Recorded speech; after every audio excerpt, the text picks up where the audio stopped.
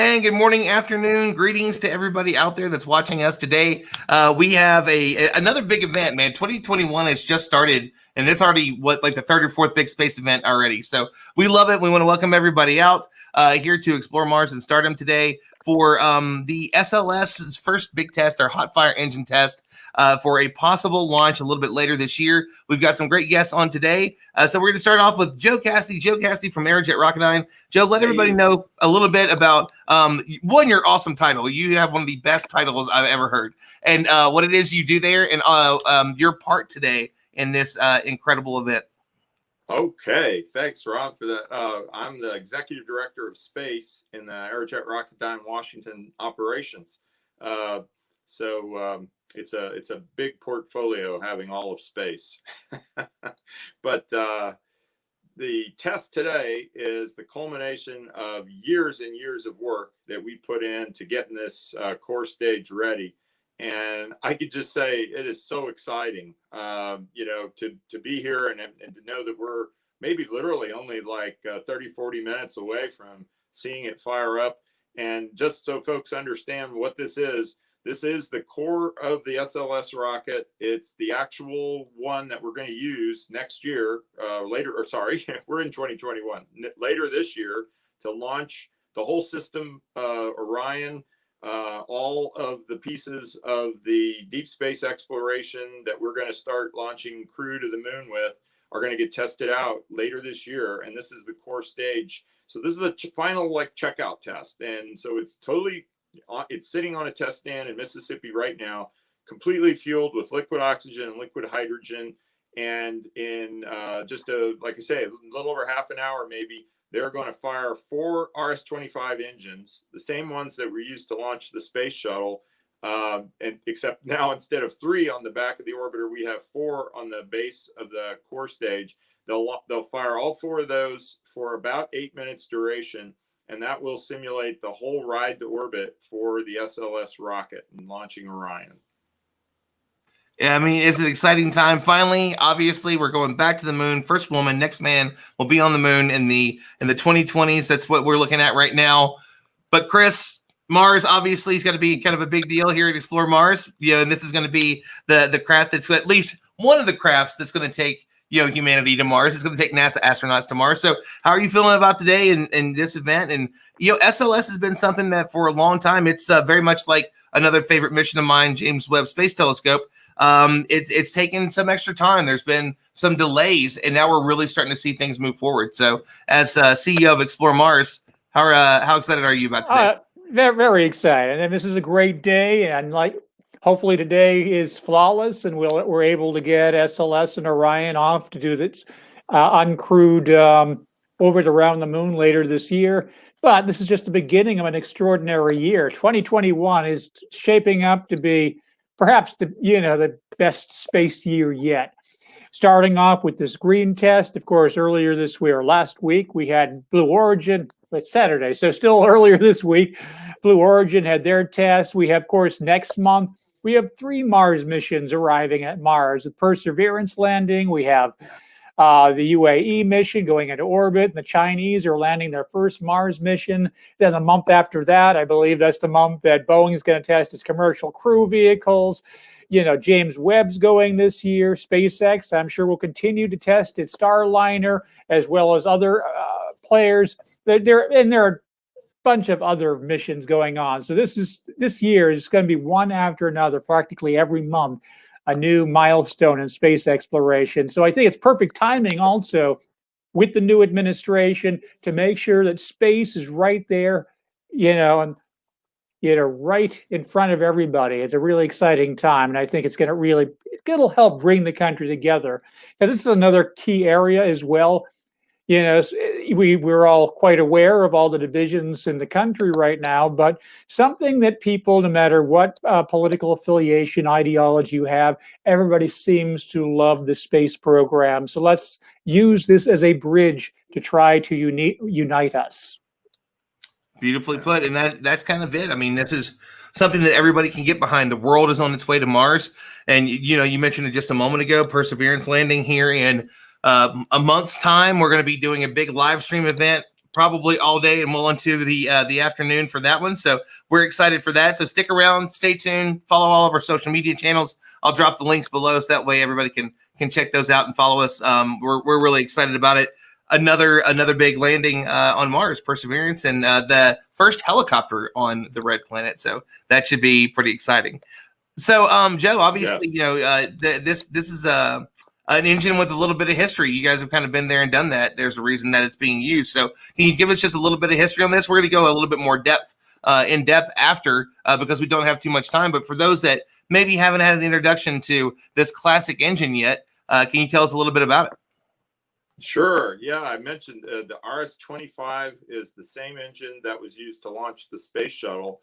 And in fact, the 4 engines that are on the test vehicle, the test core stage today, and will be used later this year. Again, got to keep reminding myself, we're in 2021.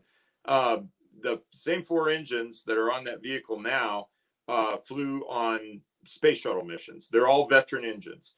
I know we don't have that much time right now. We don't want to take away from watching the prep for the actual firing, but I'll talk maybe afterwards about the missions that they flew on.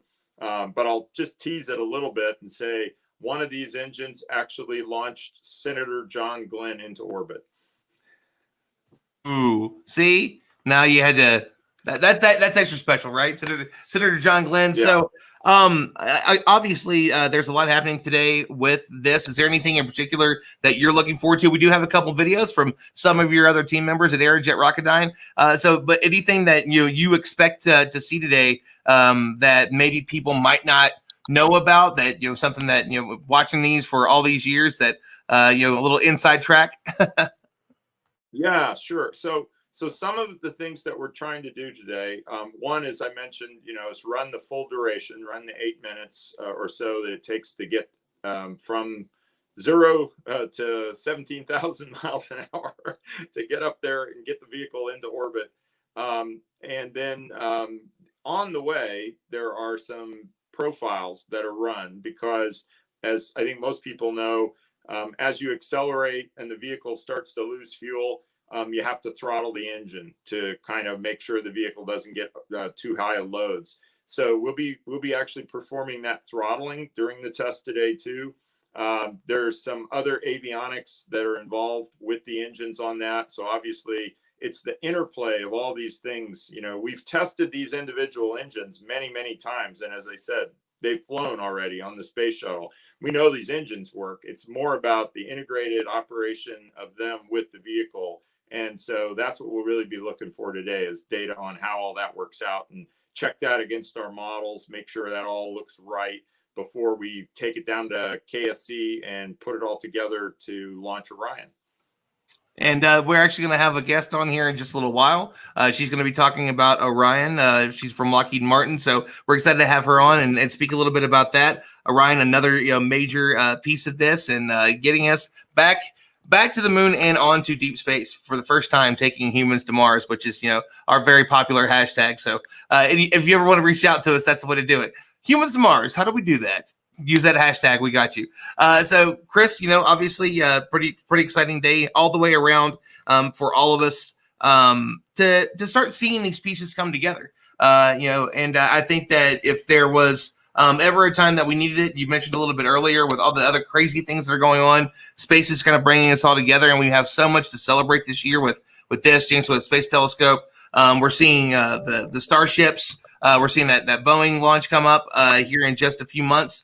Is there anything about this in particular that jumps out at you that, trying to think about the best kind of way to put this, is it, do we need space? Because that's the question that everybody always asks us. And then we've got all these amazing things that are coming on right now. Like, we've got these problems on Earth. Why are we going to space? Why are we doing this?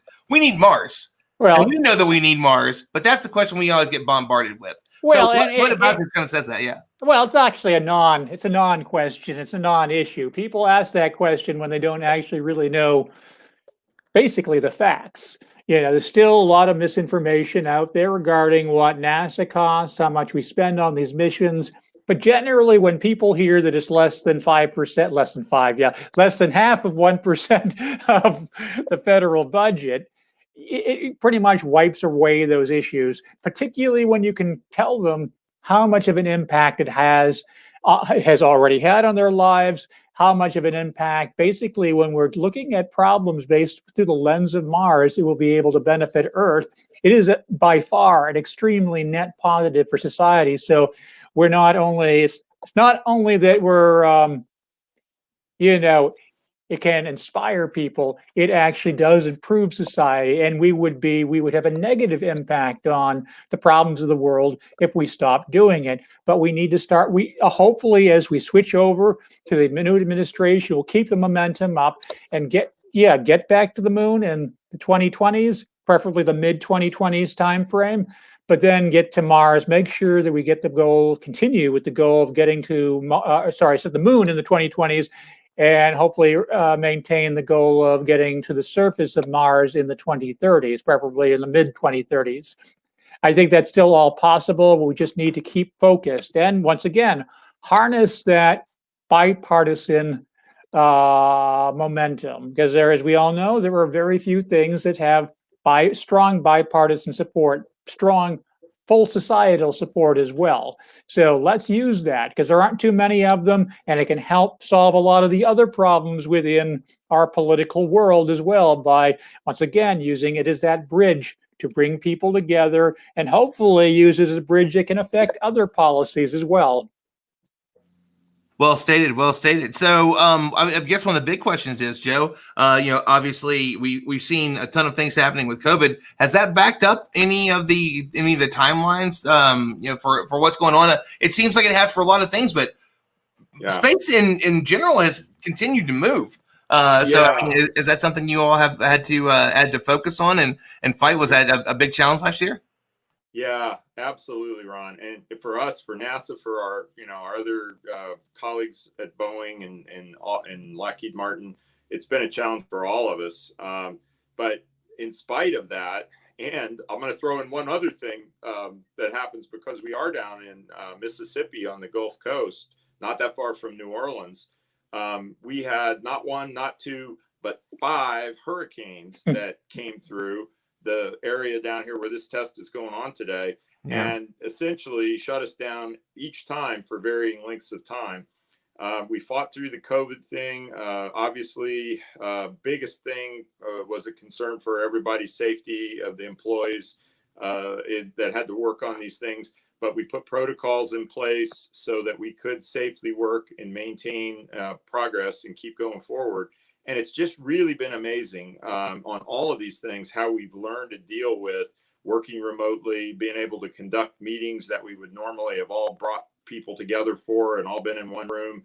We've been able to conduct those from different locations across the country virtually and really keep things moving on a pretty good cadence. I mean, originally we were hoping this test would happen before Christmas.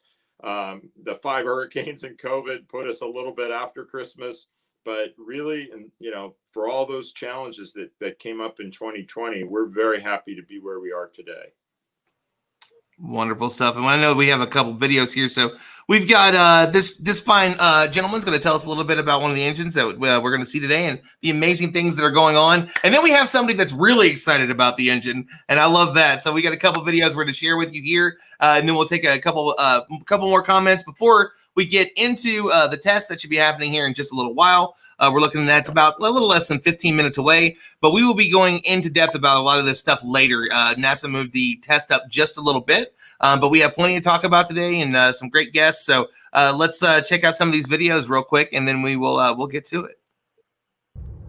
Hi, my name is Doug Bradley. I am the Deputy Program Manager for the RS-25 engine program.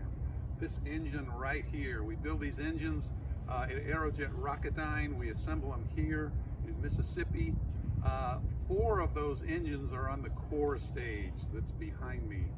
We are preparing to fire those engines up. We're preparing for what we call a green run of that core stage.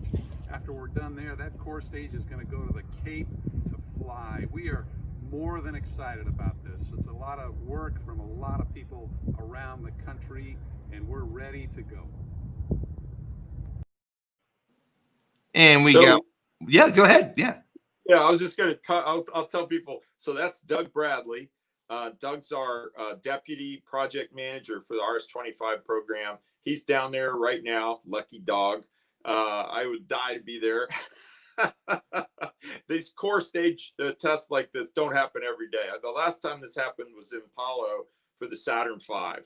And that was also a one-of-a-kind event. And now this is going to happen. Unfortunately, because of COVID, a lot of us can't be there. But the test stand was behind Doug. He's standing next to the engine on the truck there. The test stand's about a mile away, and that's the distance that you have to be safe to be away from the test stand. And the other thing I'm going to say is,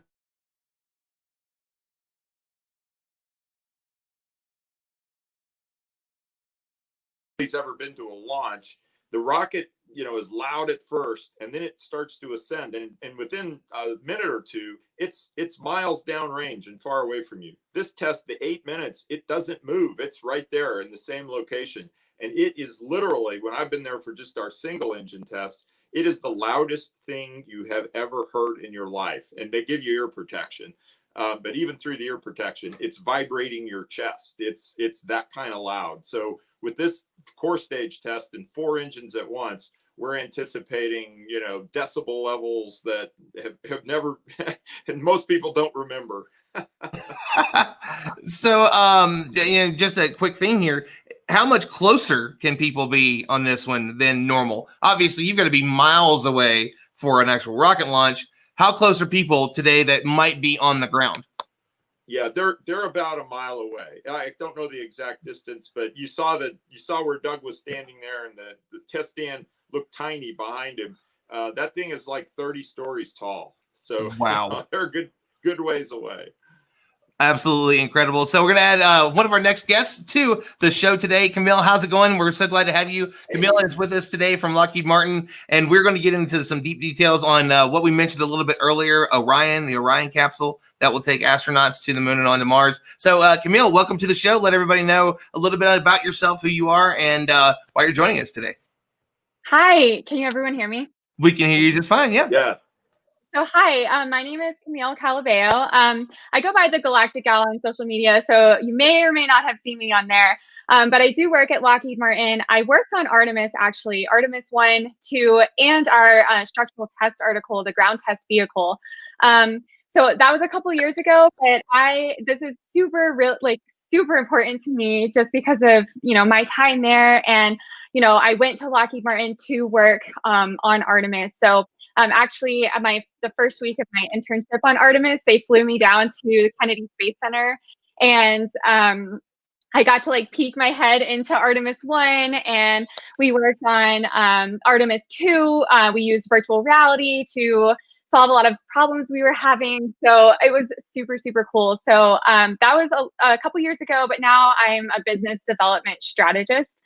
So I do a lot of things associated with the moon still, and Orion is a big part of that. So that's where I am. That's where I'm here, or why I'm here. And thank you so much for having me. We are so very glad to have you on the show today. Plenty to talk about a little bit later. We're going to go in the history of the engine itself. We're going to talk about Orion. We're going to talk a little bit about what all this means for the future of space travel, and especially the near term. So what we're going to do is we're going to hop over to the live stream from NASA. I think we've got, Joe, was it a little less than 10 minutes? I think they said. So we're going to hop over there for a little while, watch this one, watch the test, and then we'll come back and we've got another solid hour of show to talk about all these cool things with everybody. So let's get to it.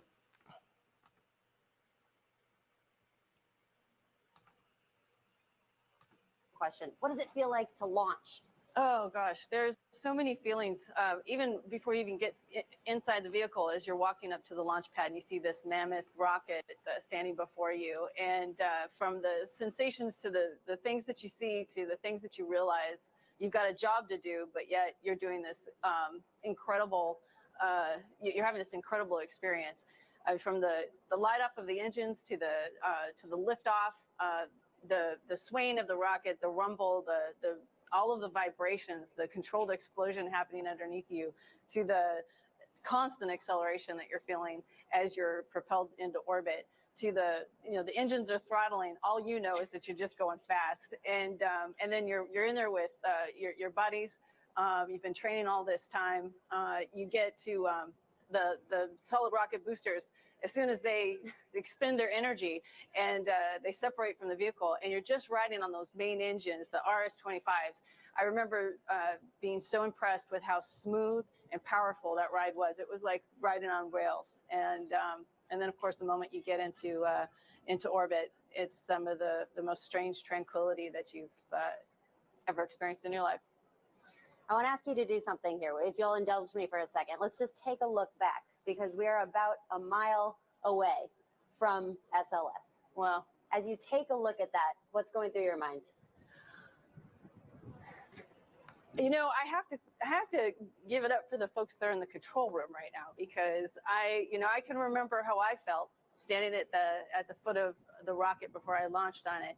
But all of those folks, like Alex was mentioning, that have played a role in this, plus the ones that are around the test stand, that is their baby. And when those engines light, there's a lot of hands and eyes and hearts and soul that are in every ounce of thrust that are coming out of those engines. And so I think when I look at that, I just think about all of the people who make up the body of that rocket and the thrust that's coming out of it. And I'm really excited for them. Excited for all of us. Yeah. And it's exciting for all of us here. And what's the difference with the excitement in the astronaut community? Oh, goodness.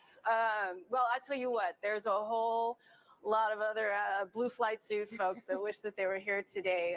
We are just genuinely excited about this opportunity to go further than low Earth orbit and explore again our moon, and to set a foundation along with those footprints, and to go beyond that, and to just be here at this time with all this excitement is a real privilege for all of us.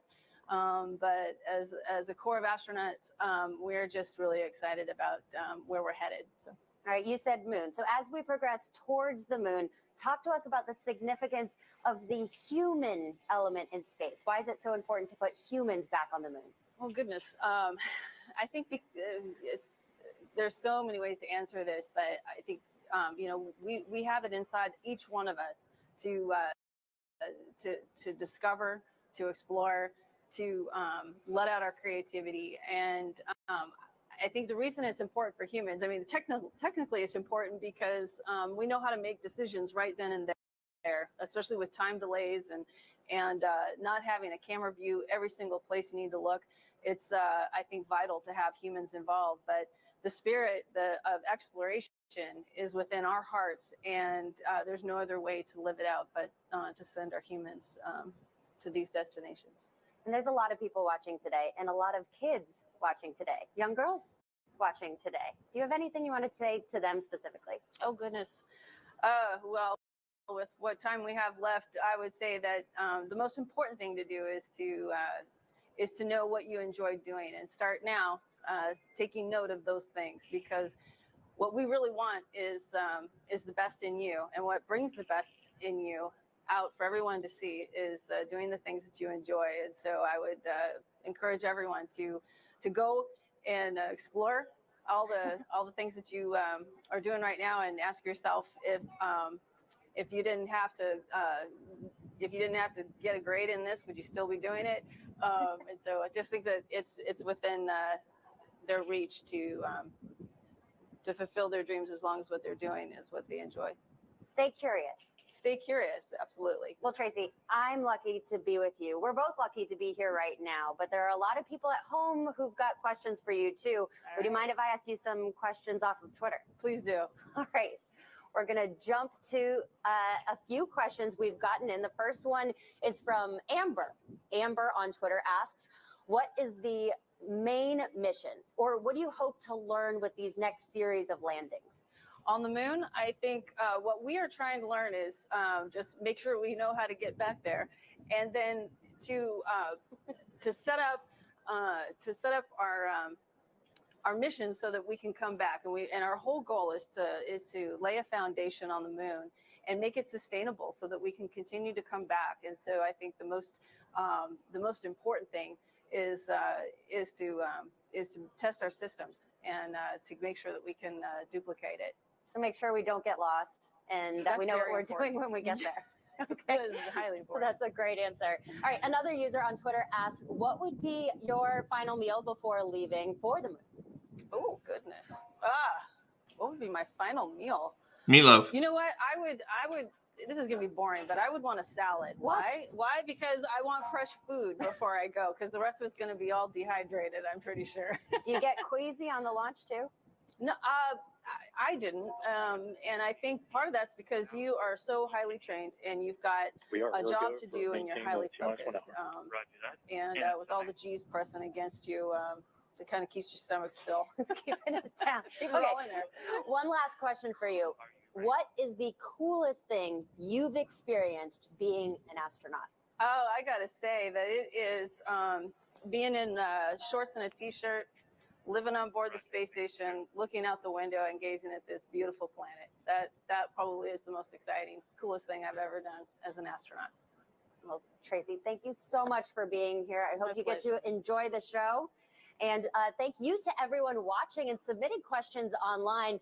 What we're going to do right now is we are just going to watch with you. We're going to take a step back. We are going to watch the test stand and we're going to listen in. And we are going to ask Alex to please pay extra special attention because we're going to come back and ask you what's going on in the control room. So again, we are going to take a step back and I'll just watch the test stand for just a few minutes.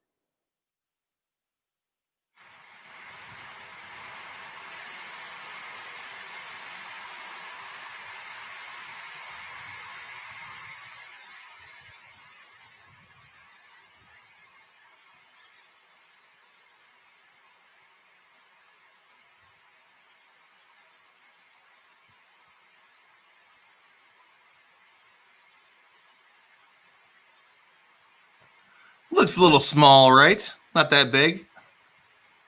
Got a tiny, just a little tiny thing.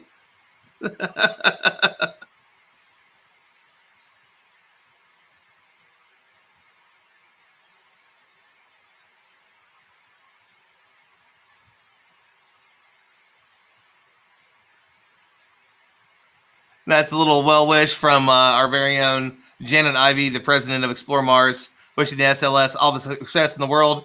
Janet, we wish you could be on with us today. We know that you are busy with a very, very good reason, so we understand. But thanks for joining us and saying hi.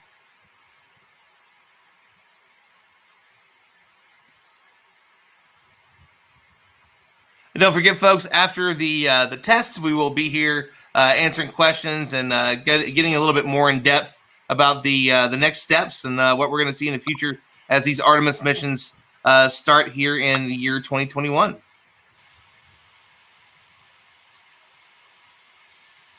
Nice look at the engines there.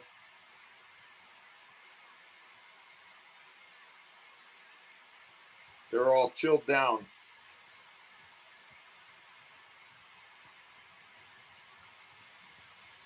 Not for long.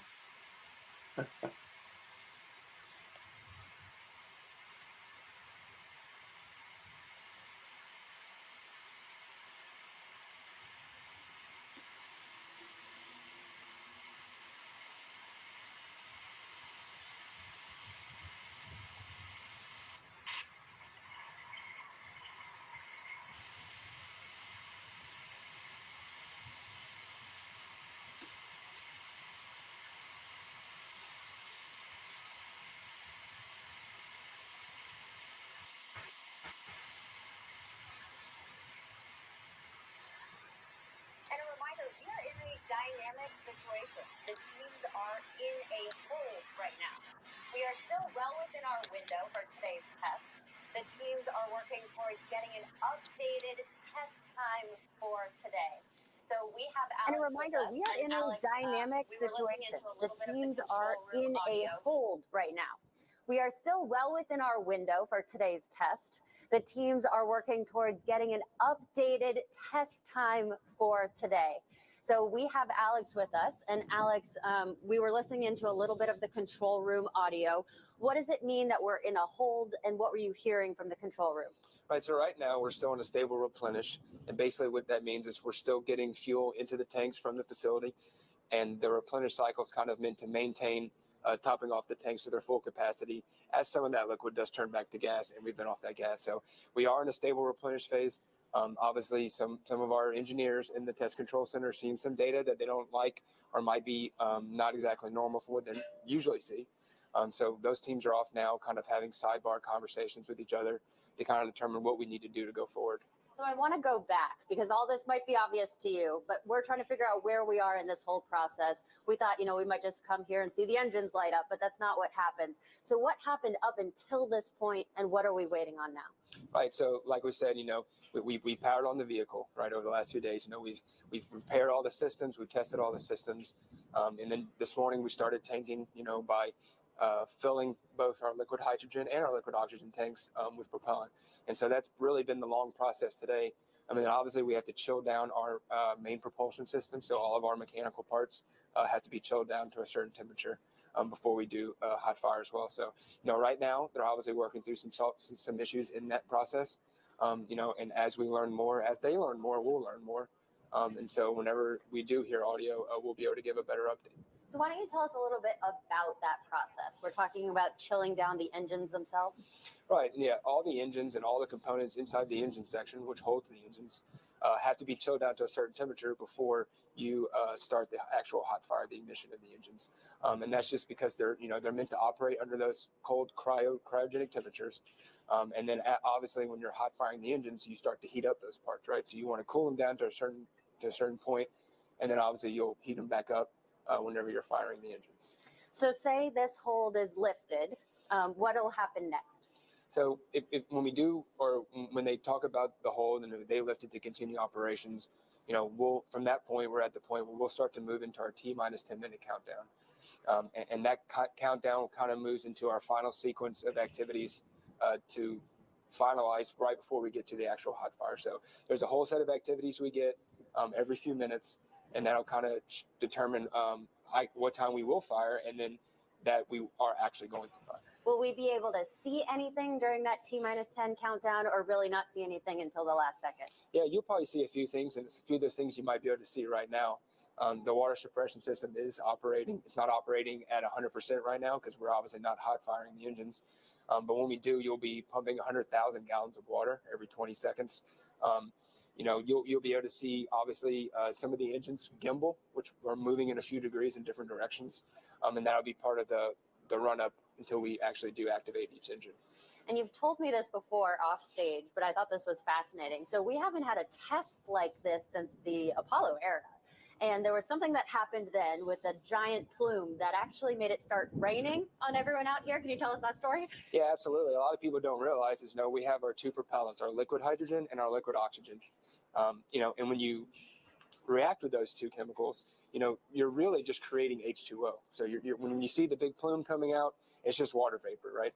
And, since when we tested Apollo, back during the Saturn V program, that the amount of water vapor coming out during that test is quite breathtaking. And also it's so much that it can create clouds and sometimes rain clouds. So sometimes you can get rained on from that. All right, so we can expect possible rain, even though it's a beautiful, cold but sunny day today. What else can we expect to see? Right, so you'll hear the test conductor audio when we get into our T-minus 10-minute countdown.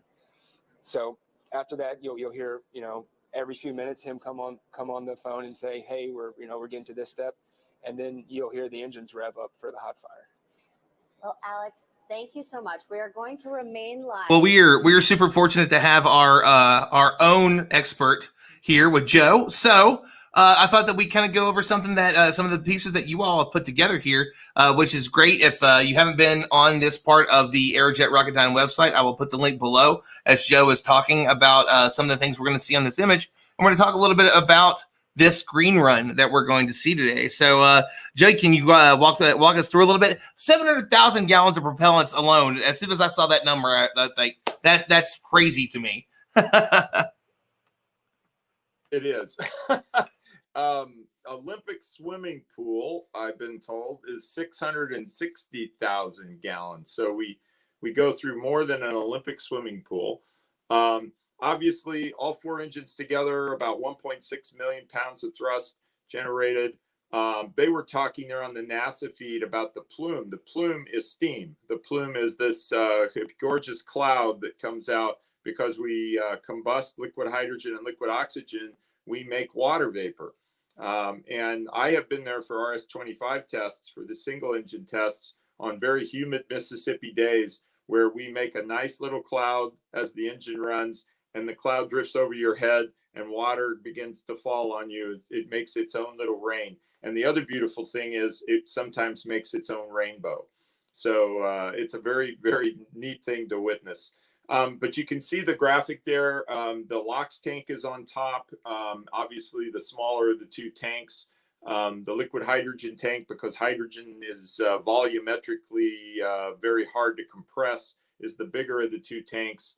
The temperature of those things is in the minus 460 degree range.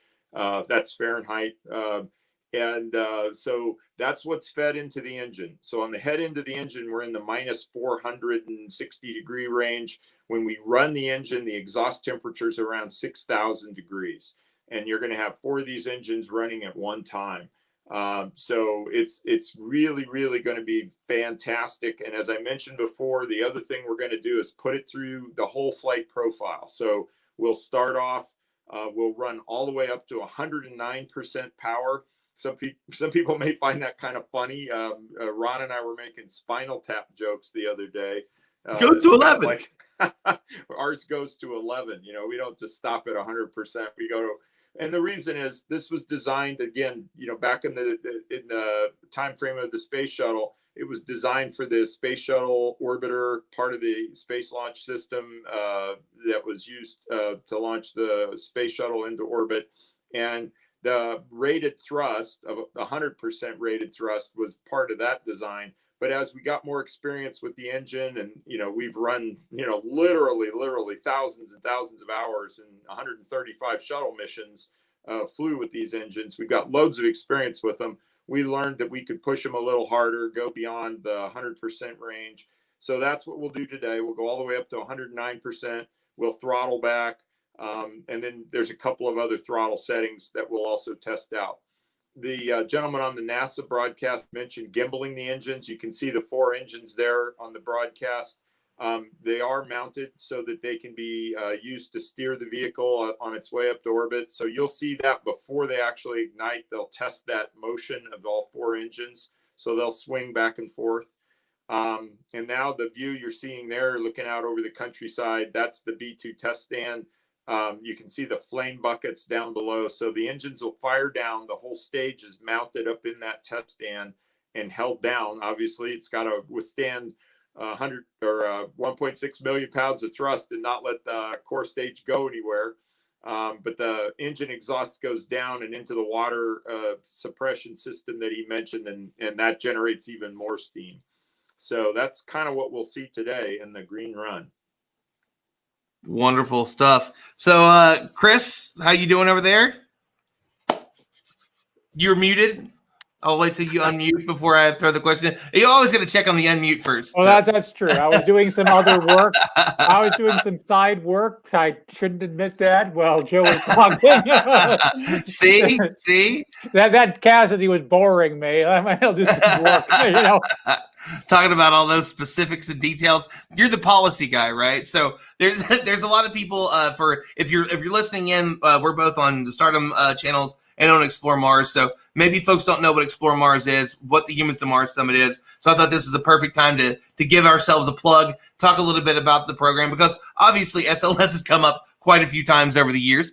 Orion's come up quite a few times over the years. It's something that we obviously talk about. So let's give everybody some details on what this is that we do, and where people can check out all the amazing work the team does.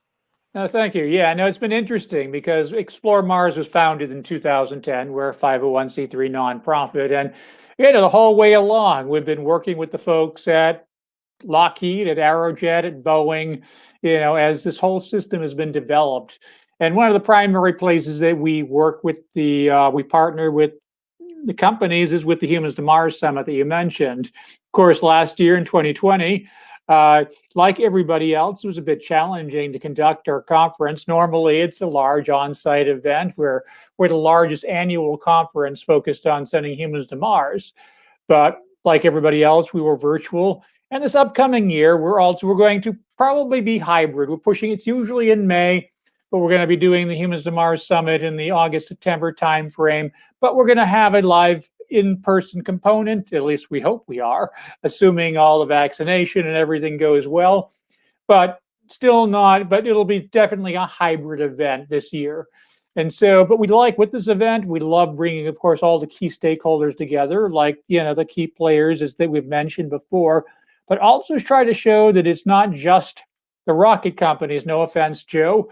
There are a lot of other players. If we want sustainability on the moon or Mars, we need to bring in companies and players that are experts in agriculture, environmental systems, artificial intelligence, ISRU, communications, power.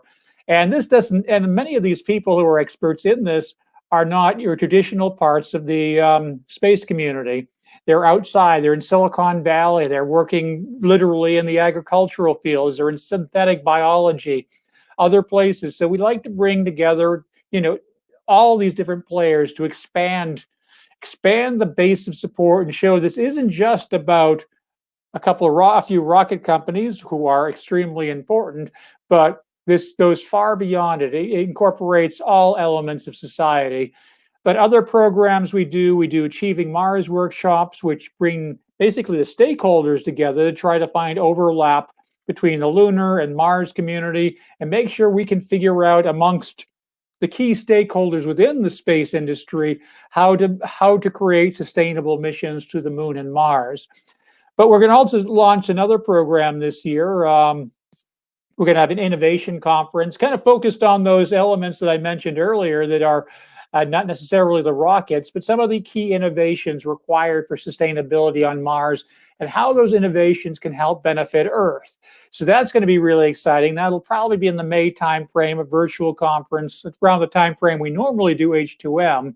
So we will be announcing that fairly soon. But, things that are going on right now, we have upcoming Tuesday evening, Drinks with Explore Mars, which we will be probably doing about once a month or maybe every 2 weeks. We haven't decided the cadence of that, where people come together, have a drink. We always have a special speaker, and we'll be having our webinar series every 2 weeks, indefinitely as well. But we're also going to hopefully announce some other programs, including potentially some technical projects this year. I mean, there's always something new. That's one of the fun parts of the job is what are we doing next? So I can't wait to see what's coming up. Obviously, we have our Drinks with Explore Mars. Next one will be on Tuesday night with Chelsea from space.com. She does Space Talk every Friday. An incredible science communicator in her own right. She just did a zero-G flight. She just did High Seas. So lots of Mars stuff. Plus, she just released her first album, and she has a song about Mars. So can't wait to have that show on Tuesday night. And speaking of science communicators, it's something that you do too, Camille, besides everything that you do for Lockheed, your Instagram, the Galactic Gal, all the work that you do. You've had some posts the last few days talking about everything that's happening. So let's talk a little bit about what goes into that, because people see this, and it's actually, I kind of want to talk a little bit about the story that you shared the other day too, about your decision to kind of step back from something that you were working on, because the science communication thing is so important to you. And there's so many wonderful people that are doing this now. We're lucky to work with quite a few of them. One of our most popular panels this year for Humans to Mars was Influencing Mars and speaking with different influencers. So one, how do you kind of get into this, and how do you choose the topics to discuss? Is it just, well, this is the next big thing? Like a couple of days ago was Blue Origin.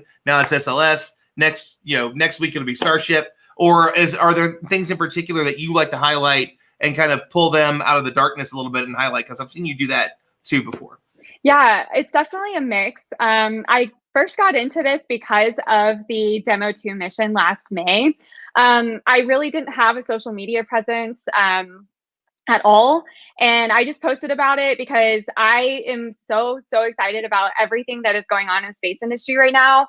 And it blew up. And I was like, whoa, people care about space. Like, this is not normal to me, because, I went to college for aerospace engineering, and like I've been around people that love space, and my parents I grew up with my parents loving space and getting me engaged with it, but it wasn't something that like my friends were engaged in middle school or high school, or like just like the general public, in my opinion, is not as engaged as like I would like them to be, of course.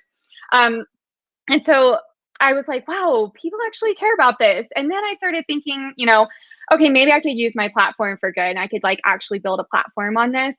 And I started thinking like, well, what could I add value here, right? And so I looked at college, and I was like, I literally hate when people say, oh, it's just rocket science, because that just, to me, makes it really not accessible to everyone. And I think, especially as we become more and more a spacefaring species and get to the moon and get to Mars and even farther than that, like it's going to take everyone. And like one of you guys was saying earlier, like it's going to take agriculture and policy and just all different types of industries and professions. It's going to take us all. And so we need to make it accessible to everyone. We need to, explain concepts in ways that everyone can understand, and not just the ultra geniuses, right? And I'm not an ultra genius, and that I feel like I work very hard and stuff, but I get a lot of questions like, don't I have to be like Einstein to be a rocket scientist? And I really don't believe in that. I believe that it is for everyone in some way, shape, or form. So to answer your question about what I talk about, it is definitely a good mix, like you were saying. So I talked about this yesterday and today. I've talked about SpaceX before. I also do a ton of work with Lockheed Martin as a social media ambassador for them. So I covered the OSIRIS-REx asteroid tag back in October. I talked about GPS, and we have a ton of projects planned this year. So definitely stay tuned to my channels for that. And then, like you were saying, I kind of try to pull things out of the weeds a little bit and talk about things that aren't in the media all the time, because I feel like I am part of the media in a sense. Like it is my job to like bring things out and talk to people about them. And a lot of that is based on talking about space concepts in a relatable and understandable way. So I talked about like gravity assist and things like that. And I think I related it back to baseball or something, and talked about gravity and all this stuff. And so it makes it really relatable, I think. And I think it's working. I hope it's working. Yeah, and it certainly is. And another piece to that too that I dig, and it's something that more and more science communicators are getting behind, is either utilizing TikTok or utilizing the style of TikTok with Reels on Instagram, which is something and reaching people in a different way, using the music that we can all connect to, and just the fun of that platform. There's something to it that you can't help but just keep scrolling. But there's always it's also so inventive. I mean, not keep scrolling in a bad way. I'm saying like every time I get on, I'm like, I just can't stop watching these videos. It's crazy how inventive people are. And it's something that you, Emily Calandrelli, Athena Brensberger, Kevin DeBruin, many others are using to great effect. So is that kind of the main focus for you now? Or, I mean, did you start? I don't even know if TikTok was really technically a thing when you first started. Like it's had a very big year. So for you, how did you kind of evolve into that? And what is it about that platform that you think is really connecting with people? Yeah, it's definitely evolved over time. I actually just got into TikTok a couple weeks ago. I have been doing Reels. I think my Instagram Reels do really well. I take the TikTok trends, I'd say, or just the trends in general. Like people have been doing like, they like point, and it's like super easy. It takes almost no effort, but they do really well because that's what people like. People, nowadays it's getting more and more like this, where people want to consume media with less than 15 to 30 seconds. And so, TikTok can have up to a minute, but I never post something more than 30 seconds because I know I would get bored and I'm just going to scroll for good or for bad or whatever. But I think it's really important to get the important information out there in a way that people understand, whether that be with the newest trends going out, the newest music, things like that, or really short content. So I have been focusing a lot more on that. It makes it more engaging for people to see a video instead of read a lengthy caption. Or I do have a blog, but I don't post on it too much because it's long form media, right? And I feel like it's really hard to get people to read long form media now. Even like YouTube, right? Like they could be, however long, right? But they're definitely more than 30 seconds. And that is definitely a niche in and of itself. So TikTok, Instagram, I can't get into Twitter for whatever reason. I just can't do it. But making content in a way that is relatable, trendy, and short that people can understand. Wonderful stuff. Joe, looks like we might have a bit of an update there. Looking about the terminal counts restarting, looking like we're about approximately 30 minutes away or so. Yeah. I was just monitoring the talk there from the control center, and that's the gist of it that I got. That sounds great. I mean, while we've got some time, I mean, this ended up being more of the pre-show we expected it to be, because we thought it was going to be a particular time. So this is good. This is okay. So, I mean, do we want to go over a little bit of the engine's history? We talked about it a little bit earlier. We do have a graphic for it, and we've got some, I mean, again, it has got a very storied history. We, one of the other things that I do is I work at the Space Foundation Discovery Center. We have one of these that is in the Discovery Center. We love it. Our executive director himself did a video last spring during COVID, whenever we were all doing video stuff about it, because he loves this thing that much. It's his favorite thing in the Discovery Center. So that's saying something, especially for the fact we've got Space Lab there. We've got this big, giant 3-ton thing that sits in the middle of the floor. And then he's like, no, I'm doing the engine. I love the engine. So obviously it's very popular. It's it's also, it's got so much history to it. As you mentioned, John Glenn earlier. So let's talk a little bit about that. Yeah. Sure. Yeah, I'll talk a little bit about, if you pull the graphic up there. Yeah. So I mentioned earlier that these are all engines that have flown before. It turns out when we stopped flying the shuttle, the idea that NASA had was we could take advantage of these engines that were in inventory and use them to kind of accelerate the program instead of having to start over and build these engines new. So that's what we did. We did have to go back and update some things in the engines. I mentioned the avionics and the controller earlier. Since this is a very different vehicle than the shuttle, the computer, the brain behind the engine that runs it actually had to be updated quite a bit. And then we had to do a lot of tests to prove that out. But the actual engines themselves are pretty much the same engines that flew on these shuttle missions. So today, on the stand, we have engine 2056, and you can see there on the graphic, it actually flew on 4 different flights, including a Hubble Space Telescope servicing mission. Next is engine 2045. That's my favorite.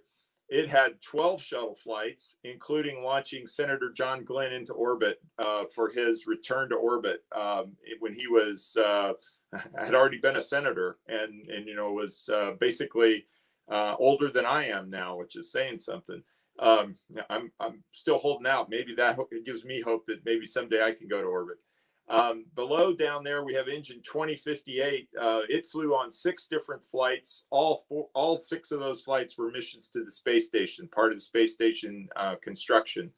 And then the last engine is 2060, and it flew on 3 different flights, including the final flight of the space shuttle, STS-135.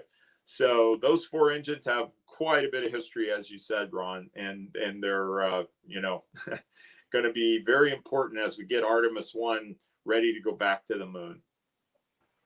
It's an incredible bit of history, and to see that if something's working, keep using it. There's no reason to jump to the next thing. Let me get this one off the screen here. There we go. So and there's a lot of different pieces of what's going on right now with SLS, and obviously this test. Now there is the hope that a little bit later this year we're going to be able to see this one, and it's going to be summertime now. Is that supposed to be when we're looking at Artemis 1 with that and Orion and the trip around the moon? If I remember. So what'll happen after today, assuming all goes well, and fingers crossed, we're getting close here. But if everything comes out nominal today, everybody's happy with the data we get out of the test today, we'll proceed to take the thing off the stand here. It's vertical right now, just the same configuration it's going to be when it launches. You have to take it off the stand, turn it over on its side, put it on a barge. It actually gets taken to Kennedy Space Center on a barge because it's so big. This is the biggest, I don't know if we said this earlier, but this is the biggest rocket stage that's ever been built. It's bigger than the Saturn V first stage. Saturn V had a pretty good sized first stage, then it had a pretty good sized second stage, and then it had the third stage equivalent to what our upper stage is on SLS.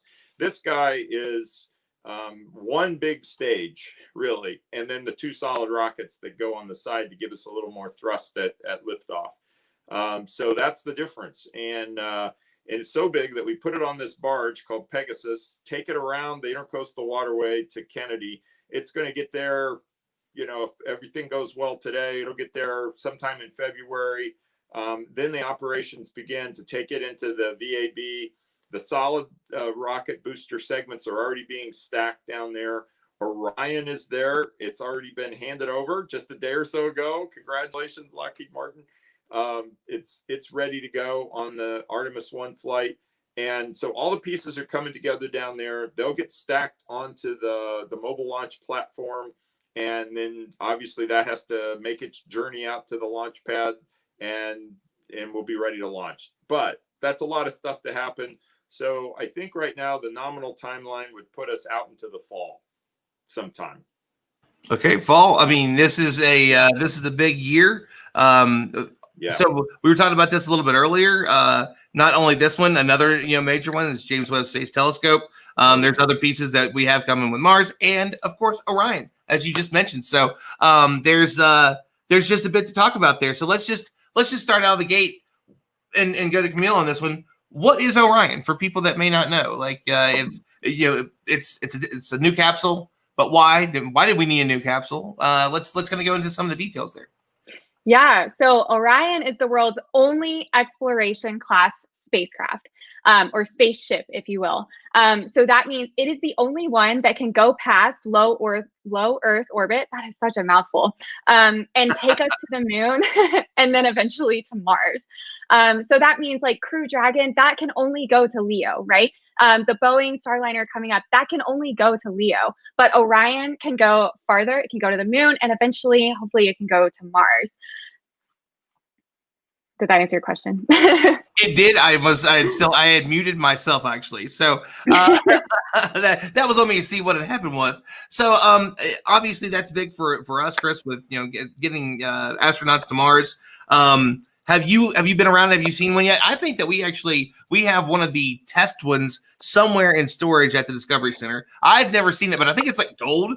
We were talking about hanging it from the ceiling, and yeah, it's it's got some look to it. I haven't seen it yet. It's not been there since I've been there, but yeah, I mean, this is kind of a big piece of the 2033, mid 2030s goal that we have at Explore Mars. So Orion is something you got to be keeping up with. And is there? I don't know. Did we have anything on that in particular this year or last year at H2M? About what? About Orion, or yeah, just like updates on it. Oh, we had updates. I can't remember exactly off the top of my head. I apologize for that, but we have an update on it every year. We had quite a few folks from Lockheed on, and they gave wonderful updates. And of course, we had updates on it in our Humans to Mars report, another one of our programs where we give a snapshot report, basically of mission architecture, science, policy, public perception, human factors, and STEM education, just so that policymakers and stakeholders have an update basically on everything each year, just so they have, frankly, real information to base their policies on. But I apologize, I can't actually remember what the updates were at H2M. No worries at all. Speaking Ron, of updates, yes, sir. I'll jump in on that one. Sure. Well, just want to give just one quick thing, Joe, if I may. It says the test is now expected at 5 p.m. Eastern, as we see here in the video. So just wanted to kind of let everybody know there. And Joe, we'll go to you. Okay, great. Yeah. So hey, we back to where we thought we were going to be, like you said.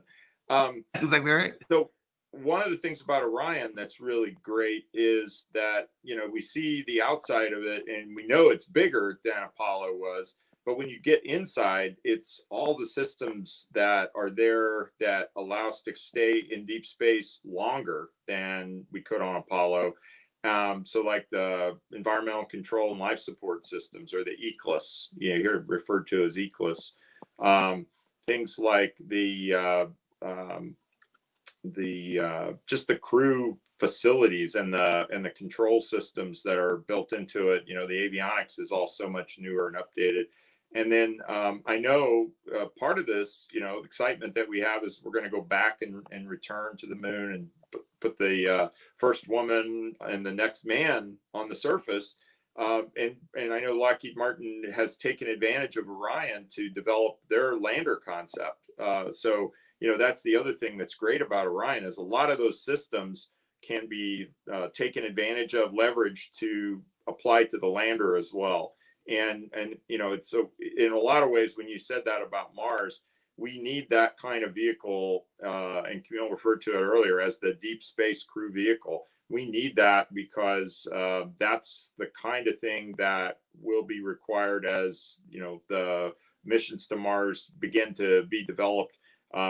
We'll use that to get crew up and back for sure. We may use it to take crew further out if it's part of the vehicle that actually goes to Mars, and it may be, but we're still developing that architecture.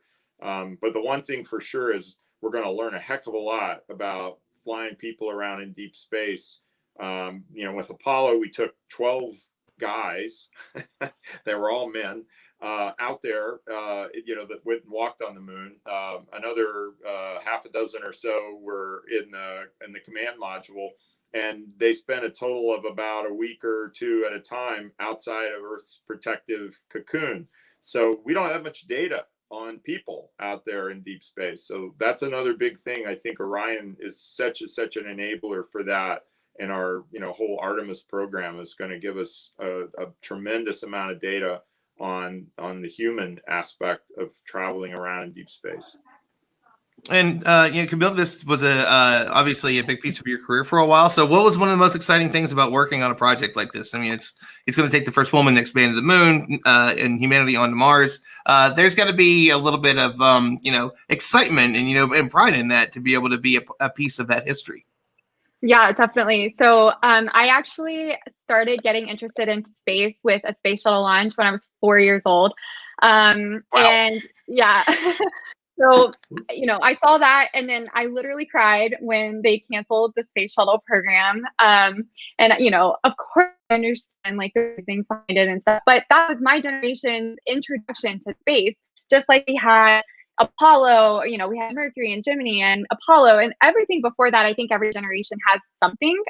But this one is definitely the most exciting, I think, next to Apollo, of course. Yeah, so I think it's really important for me to have been a part of that, because now, I was a part of something that is going to inspire the next generation, the people watching it right now, the kids watching it online right now, right? And then when we go to have kids, our kids will watch Orion landing on the moon, hopefully all the time by then, and then going to Mars. And so I think I just get chills talking about it, because I feel like I'm carrying that legacy on by having worked on that, and now like talking about it. Like I said, I don't work on it anymore, but talking about it and hopefully going to the launches and everything involved with the mission. Oh man, I can't wait till we can go back to launch. I'm fingers crossed. I really want to be at the Boeing Starliner test. I'm hoping. I haven't been able to go to one in quite some time.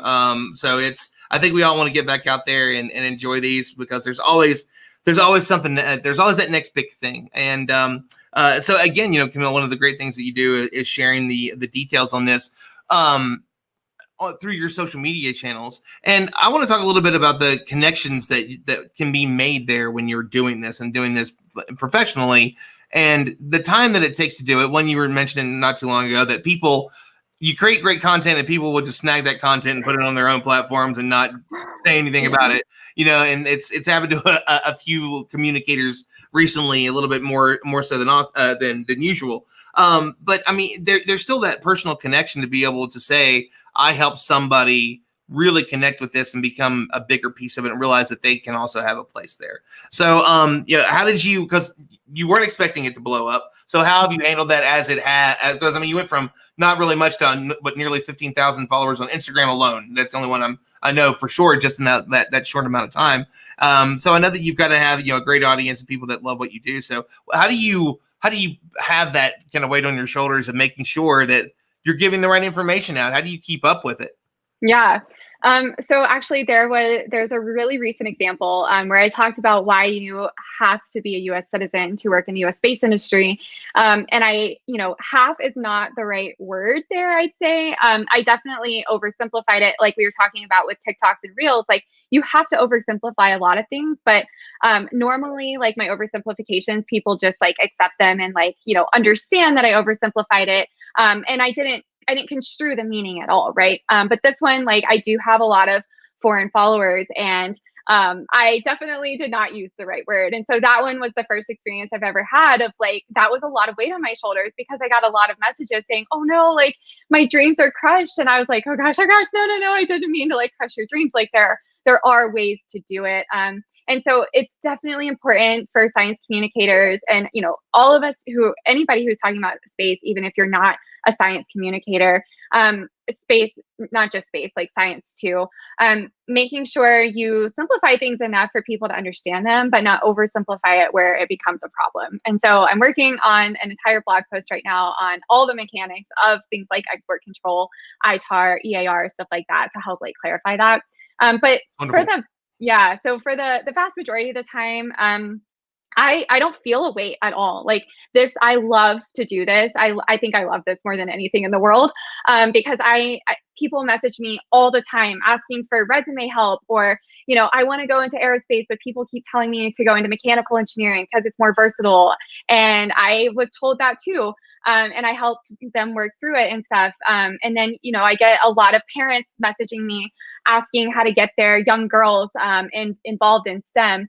So just so many questions all the time. And I feel like I said, like, this literally just warms my heart so much, like, being able to help people. And I think it's, like, one of the most important things that I do. Beautifully said. It really, it's such a time consuming but rewarding thing. And a lot of people may not know and you even mentioned that you were going for your graduate degree, and with the time that was taking, it wasn't really what you were feeling right now. And plus, you love what you're doing with science communication. It is a full-time job that normally costs you money. If you are fortunate enough, I was fortunate enough, I created something, I worked with a great team that led to my full-time jobs in the industry. That does not always happen. Quite a few people that are out there that are doing the amazing work they are doing do it of their own free time. They've got a full-time job and they're spending an extra 10, 15, 20 hours a week to get the word out because they love it. And that's, I think, a really important thing about the space industry is you very rarely meet anybody that's in the space industry just for the money, just for the job. Almost nearly everybody I've ever met is here because they love it. They want to be out there, or they want to be a part of the reason that we're out there. And it's something that you do a wonderful job with. And we also have people like Joe. Joe, you don't have the largest Twitter presence in the world. That's not something that is necessarily something that is primary to you with the work that you're doing. But it's great because if you go and see what is, Joe's not saying, oh, here's all the amazing things that we do where I work. This is his, I'm nerding out, I love Mars, I can't wait to get us to Mars, that kind of like personal page. And that's the great part about it, is that you see that with so often with so many people in the industry that they share it. And then we have people like Chris who just writes books about it. Like music and space and alcohol. Or at least drinking of it. Well, I think Ron, I think you both came up with a really valid point here. One of these things that I don't think we give enough credit to this, because what other field do people get so passionate? Do they give so much of their time for free? As you mentioned, Joe giving a lot of, in addition to his day job, giving a lot of his time. But think of how many people are doing this, spending hours and hours and hours, because they are so passionate about it, inspired by it, inspiring others. And there are very few things in society that can generate this much excitement, this much passion. And that just translates throughout society. And it obviously inspires future engineers, scientists, innovators. but even people, communicators and others. And so this is one of the things that people can't really grasp, that it's a little harder to put. It's not as tangible as saying, oh, we got this product from space exploration. No, what we're talking about here are the people who are inspired to go change the world. They may not even go into space exploration eventually, but I think you can't point to too many other areas where people devote so much time and passion. But even people like, it's kind of funny, we've talked about this, I've talked to Joe about this and others. People don't retire in the space community. They might retire, but they never really retire until they retire, the final retirement. But it's amazing how much, most of the people I've seen who have retired from various companies just keep going after that. They start their own consulting firm, but they remain engaged because it's their passion. And I've seen it from everywhere, from folks that like CEOs of great nonprofits to astronauts. I mean, anybody and everybody. It's hard to walk away from it, and because there's always something new. There's always that next exciting thing to talk about, and that's we'll talk about a little bit about those here in a few, because we have so many things that are coming up this year, next year, and so on. I mean, 2024 is right around the corner. And I guess it's actually something we should probably talk on a little bit. We're in the middle of a transition period. We get to see Administrator Bridenstine again today, but it's probably going to be one of the last times that we see him. He did a wonderful job over the last 4 years, and it's been great to see the progress. But what's going to change now? We know that there's going to be a little bit more focus on climate science. Are the moon missions going to move back by only a few years? And Chris, being the policy guy, you've probably seen a few transitions. How are you feeling about like where we're kind of at with this? I think we're going to be okay. I mean, it's hard to say. Obviously, there'll be a little more attention on climate science as well, but that's not actually raising the bar too high. And so I think, if you look at the if you look at the Democratic platform, it was pretty consistent with the current policy. It made, had a slippage of the moon by, probably a couple of years, 2 or 3 years. But beyond that, it still, is trying to get to the moon in the 2020s and Mars in the 2030s. I think this isn't very important. I think hopefully they understand this, but based on some of the moves we've seen the Biden administration make so far, they're certainly taking a very forward-looking approach towards science and innovation. So that's very reassuring. But hopefully they will also understand the vital role that I mentioned before that this space program can play, that it's one of these bridges they're looking for. They're talking about unity, trying to find common ground amongst all these different elements of society. And this is one of the very rare areas which people can come together and take a look at Mars science. Everybody loves Mars science, and show how Mars science is relevant to every other part of society. And you can just start educating the public on not only what's required for exploring Mars and the moon, but how that's relevant to how we're trying to understand the Earth as well. So I think there's so many opportunities. Hopefully they understand that this, as important as climate change is, that this is a very rare opportunity, one of the few things that have bipartisan support, and it's frankly much less expensive than a lot of other things that are being proposed right now. And so it's a real bargain as well to keep an ambitious program to get to the moon and Mars, and use that as a major piece of leverage to bring the country and the world together. And we've seen a lot of these really advanced time schedules before. SpaceX is notorious for it, but they eventually do it. It might be so, but if they said it's going to be in 20 years, we might still be 10 years out from a lot of the things that we've already seen. So nobody's going to be mad about it. Like, oh, we're going to do it now. Well, okay, then it took them an extra 2 years. We're fine by that. At least it's not an extra 10 to 15. And I think that this one may have been a little ambitious. Joe, did you think it was an ambitious goal? Was it doable? Like, was it just something that maybe there was a little bit too much excitement? Like 2024. Okay, cool, let's do it. Yeah, it's one of those, like I said earlier, with the current plan to get to the pad, if everything goes right, yeah, you can do it, right? But then 5 hurricanes come along. So, you know, Yeah, it's that exactly. kind of stuff. It's the real world that gets in the way sometimes. But no, I think you're right. It's good to have ambitious goals. You need to set those ambitious goals and then work as hard as you can to get there. It puts the sense of urgency behind it. Instead of saying we're going to get there, you know, maybe in the next 20, 25 years, that, like you said, Ron, that's a dead on arrival, right? Because you never hold anybody's feet to the fire. And believe me, a lot of us in the industry right now are getting our feet held to the fire. So, you know, it's good. That's what we should be doing. And I think whether it's 24 or 26, we're on the right path. We're doing the things, as Chris said, you know, that we've seen consistent support from both sides in Congress, both the, you know, Democrats and Republicans. It's very bipartisan, and we're making that kind of progress that we need to make to get ourselves ready to go to Mars. A lot of this stuff is about getting the experience, you know, flying. That's what we need to do. And similar kind of thing when we did the space station. You know, we had a plan. We thought we knew how we were going to do it. And then, you know, as we did it, we learned things that we didn't understand were going to happen, and we modified the plan. And I'm sure that'll happen here too. But the important thing is we keep going and we just keep building on this. Yeah, and one of the critical things we need to make sure that the incoming administration knows, and I know they do. We know a lot of people that are with the transition team and who will be coming in.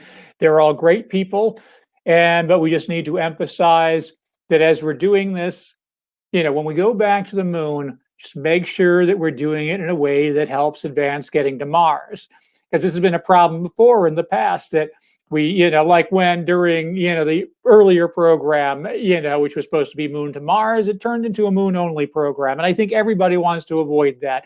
We want to make sure that this really is, you know, we can really utilize the moon to go on to Mars. So, you know, just hopefully as they make this transition, everybody understands this, keeps up momentum, because there's good momentum for that. And when we bring together our working groups, our Achieving Mars working groups, with the lunar community and the Mars community, everybody's on the same page. They all want to make sure that these are interconnected, that when we're on the moon, we utilize it as much as possible to finally get onto Mars. There's some overlap. There's some places where there isn't much overlap, but there are plenty of areas where there are. So that's another area we just want to make sure that is clear to the incoming administration, that it might cost a little more upfront, but it's going to save us a lot of time and money, you know, throughout the whole program and getting to Mars. So here's actually a good something that Kevin mentioned here. He said Ellen will do a great job if selected as the next administrator. So my question is like, if you were part of the transition team, can you then continue on in a position? So if she's the interim, you know, administrator, can she then take that position? Would they offer it to her? Have they done that before? Or is this something that is only for right now and choosing these next groups of folks to run things? I think she would certainly be in the running. I don't think there's any rule against it. I mean, there have been times in other positions where the person in charge of selecting a candidate for a position has actually ended up being the actual in the position. Okay. If you remember, kind of one of the most extreme examples, if you remember, this is in presidential politics. Dick Cheney was in charge of selecting a vice presidential candidate for George W. Bush, and who did he pick? He picked himself. So I don't think Ellen's necessarily going to pick herself, but I think she would, you know, with this whole community, I think she'd certainly be one of the people that others are looking at. Yeah, she's brilliant. Well, I didn't know if that was honestly, this was only going to be my set. Well, yeah, Charlie was already in when I really started getting into this. So the only one I've really seen come and go will be Jim so far. So. But remember also, it also has to be somebody, and I think Ellen would go through this process with flying colors, but remember that it's not just the selection of an administrator. The administrator also has to go through a confirmation process in Congress as well. So all these things have to be considered. You know, what skills they're providing, and as well as who the deputy administrator is, trying to find the right balance between the administrator and the deputy, particularly having somebody who has skills, with politics, who understands NASA as well, but also has the right vision and administrative skills, finding that balance, but at the same time, people who will also be able to get through Congress at the same time, since, there's a lot of disagreements in Congress. And so sometimes it's tricky finding the right people that'll be able to, go through the eye of the needle. Well, and it seems like no matter what happens with these things, you can change it from Constellation to the Journey to Mars and so on. The pieces continue to they're being constructed in some way. Orion has been in the process of being built for some time now, and it didn't matter what it was called when it was the Obama administration. It's still a huge piece of what we're. Well, yeah, and this is where the greater community played a large role. Everybody was back in.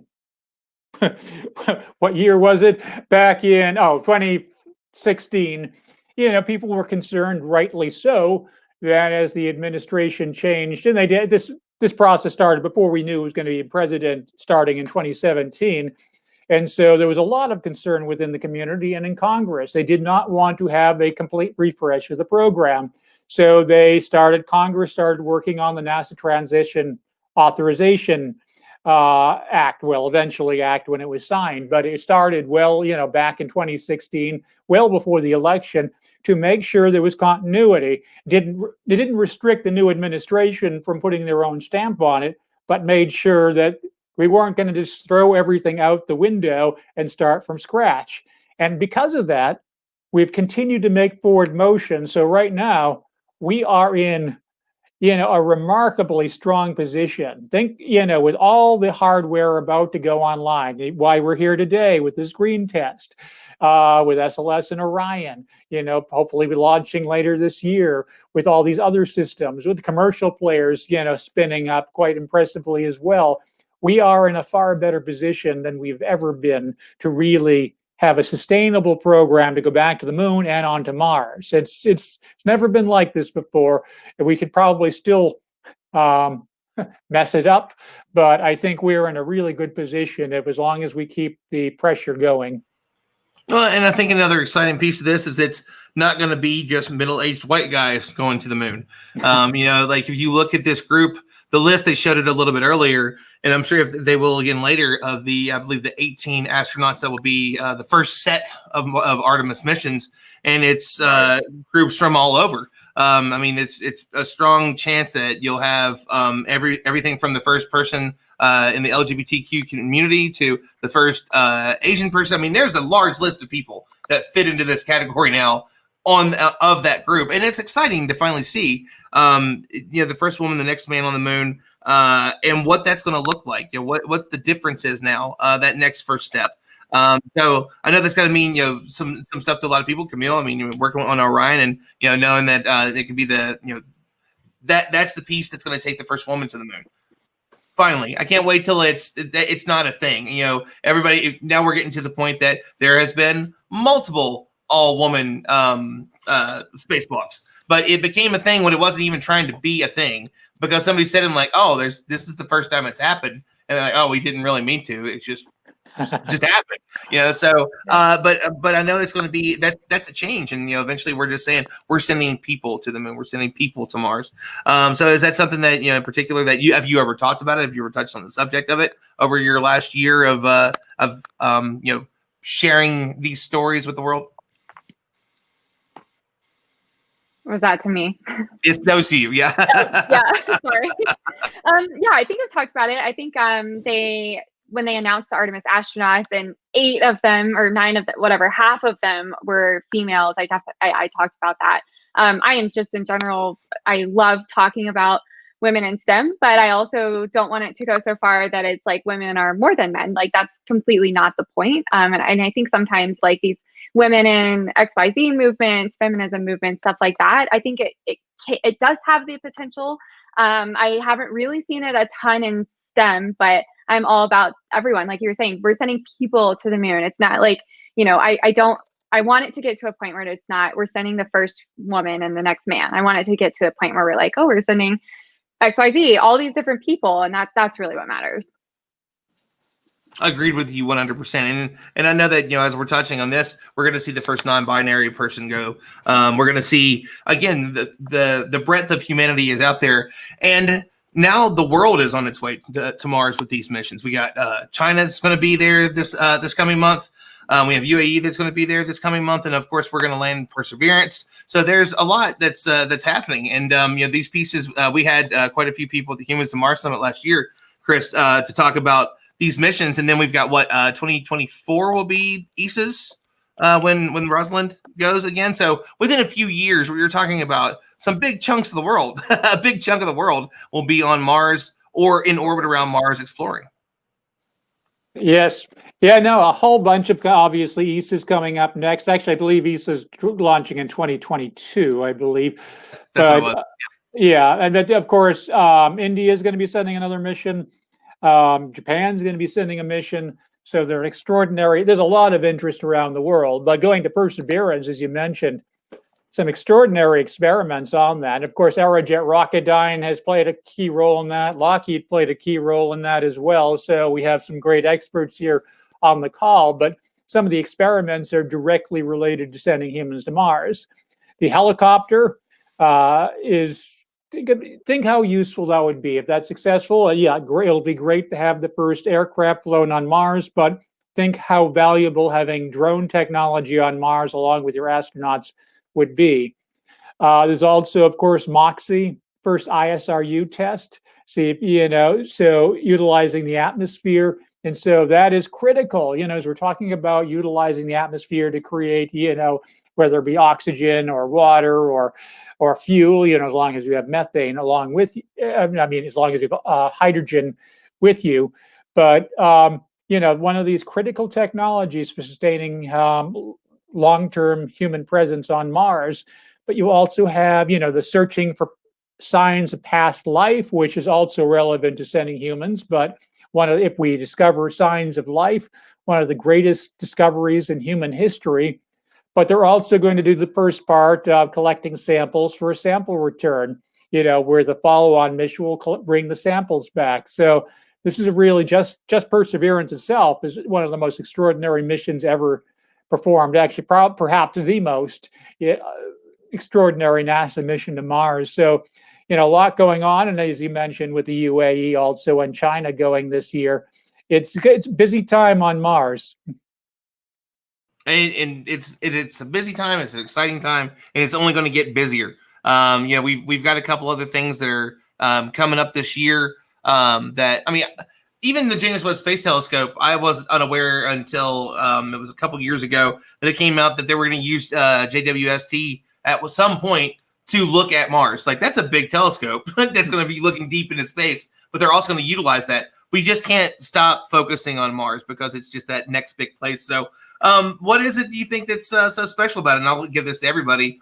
Some people say, oh, maybe we should do Ceres. Maybe we should look at colonizing that instead. There's all the wild idea of floating above the clouds and having folks on Venus, which I always thought was crazy, but Carl Sagan said it, so Carl came up with a cool idea. But what is it about Mars? Even over the moon that is so exciting. For me, I think it's just that next big step. It is something that is that next. Humans can't do that. We've done that. We've done it every single time. Every single time. So I see Chris needs to get his power cord, so we'll let him go last. So Joe, I'll go to you and then Camille. Okay, yeah, I just ran and got mine a second ago. Plus it was getting dark, so I had to rearrange and turn my lights on. But yeah, Mars. So obviously my Twitter handle is Mars Joe, right? So I have a bias. But I think I was 10 years old when we first walked on the moon. I watched every one of those go, and I saw, what that meant to the world. I agree with you, Ron. I mean, it's very exciting that we go back to the moon and we start to do it in a more diverse way, as you've said. We need that data. We need to understand about all of humanity. What does living in deep space mean? you know, and that's it's you know, across genders, it's across races. You know, we've got such a limited set of data right now. That's why Artemis is critical. To me, gateway is important. Surface activities are important, but the real driver has been, I think, getting people out there that next step. And I think, you know, just kind of in our minds, we have this thing of, we always want to do the next big thing. If you climb the highest mountain in North America, then the next thing you want to do is climb the highest mountain in South America. You know, you don't want to go back to the highest mountain in North America and do it next summer. So I see that as part of the appeal. And then the other thing I think is we've had these wonderful robots on Mars, and we've been able to do some pretty fantastic stuff. And we've gotten back beautiful images. And those images remind us of places here that we've been. You know, if you've been to the Southwest or wherever, you know, you see something that looks something like where we're familiar with. And the moon is beautiful in its own way, but it's a lot more hostile than Mars. And I just think there's, you know, sort of a longing from you know, exploring and the DNA that we have to go to new places and explore, that says, let's go, you know, go to the top of Olympus Mons. Let's go down in Valles Marineris. Let's go find out what those places are really like. And that's, to me, you know, just that, if I live to see that happen with people there on Mars, that's going to be so rewarding. I agree with you 100%. I mean, I've talked to a couple friends of mine whenever we've been out, and you know, Joe's an avid hiker and climber, and a few of my friends are amazing. One of them, Dr. Uliana Hordisky, is basically, her job is to travel the world, climb the highest mountains, do climate science, and she's incredible. We did Kilimanjaro last year. She's a lot of her work's been based. Great job. How do you get that job? Well, she literally created it. She made her own company, and she gets groups of people together, and then she'll lead and guide. And while you go up the mountain, you'll learn more and more about, like, hey, listen, we're going to look at the geology. We're going to go check out this cave and kind of see like the life that's there. How is it being affected? And I think part of her thesis for her doctorate was the changing ices at the top of at Everest Base Camp, the bottom of the top of the world, right? And you know, and so doing that over time, and it's a pretty cool job. And you know, and her husband is a musician and is also an avid climber. They've both had chances to summit Everest where they came really, really close to it, and something happened. They ran out of oxygen. Somebody on the team needed it, something like that. But just to kind of live that lifestyle, they've already done. I'm not exactly sure where both of them are at, but I think like Ricardo's done all of the highest peaks in the United States.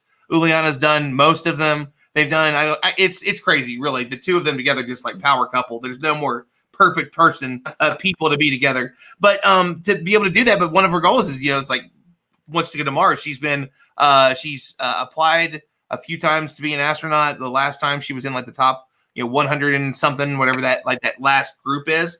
And she's been on a Hera mission before. She's done quite a bit. And if there's going to be somebody that's probably going to be one of the first people, if not the first person to walk across a state-sized mountain the size of Arizona, it's going to end up probably being Uli to do that. So, I mean, I think those things are exciting. What's next? Well, if you've climbed everything on this planet, where's the next place to go?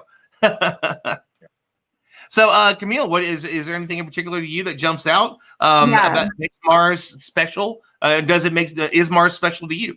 Yeah, definitely. So I think in addition to that, like, we are curious creatures, right? And we always want to take that next big step. But I think it's important to remember that space travel, space exploration, any presence that we have in space directly benefits life on Earth. And I think that's really, really important, especially for the people that criticize our spending on space, right? Like when we go to the moon, there's an element there, helium-3, that could, if we can mine it and get it back and everything, it could solve our entire energy crisis on Earth. And people don't realize that, you know, so many technologies that go into space directly benefit life on Earth, right? You can't open up your phone and use GPS without space. Thank you, Lockheed Martin GPS satellites. But it's things like that. It's like, what are we going to find? Yeah. what are we going to find on the moon and Mars that's going to completely revolutionize life on Earth? You know, we need to send people to Mars. Maybe they can find something there or develop a technology that we need on Mars that can solve our housing crisis or can solve our food crisis, right? Like, it's so important that we continue to explore, but also take that science and put it back into Earth. And wonderfully said. And one of our another one of our board members alongside Joe is Dr. Cyan Proctor, and she stole from one of her best friends the phrase "You solve for space, you solve for Earth."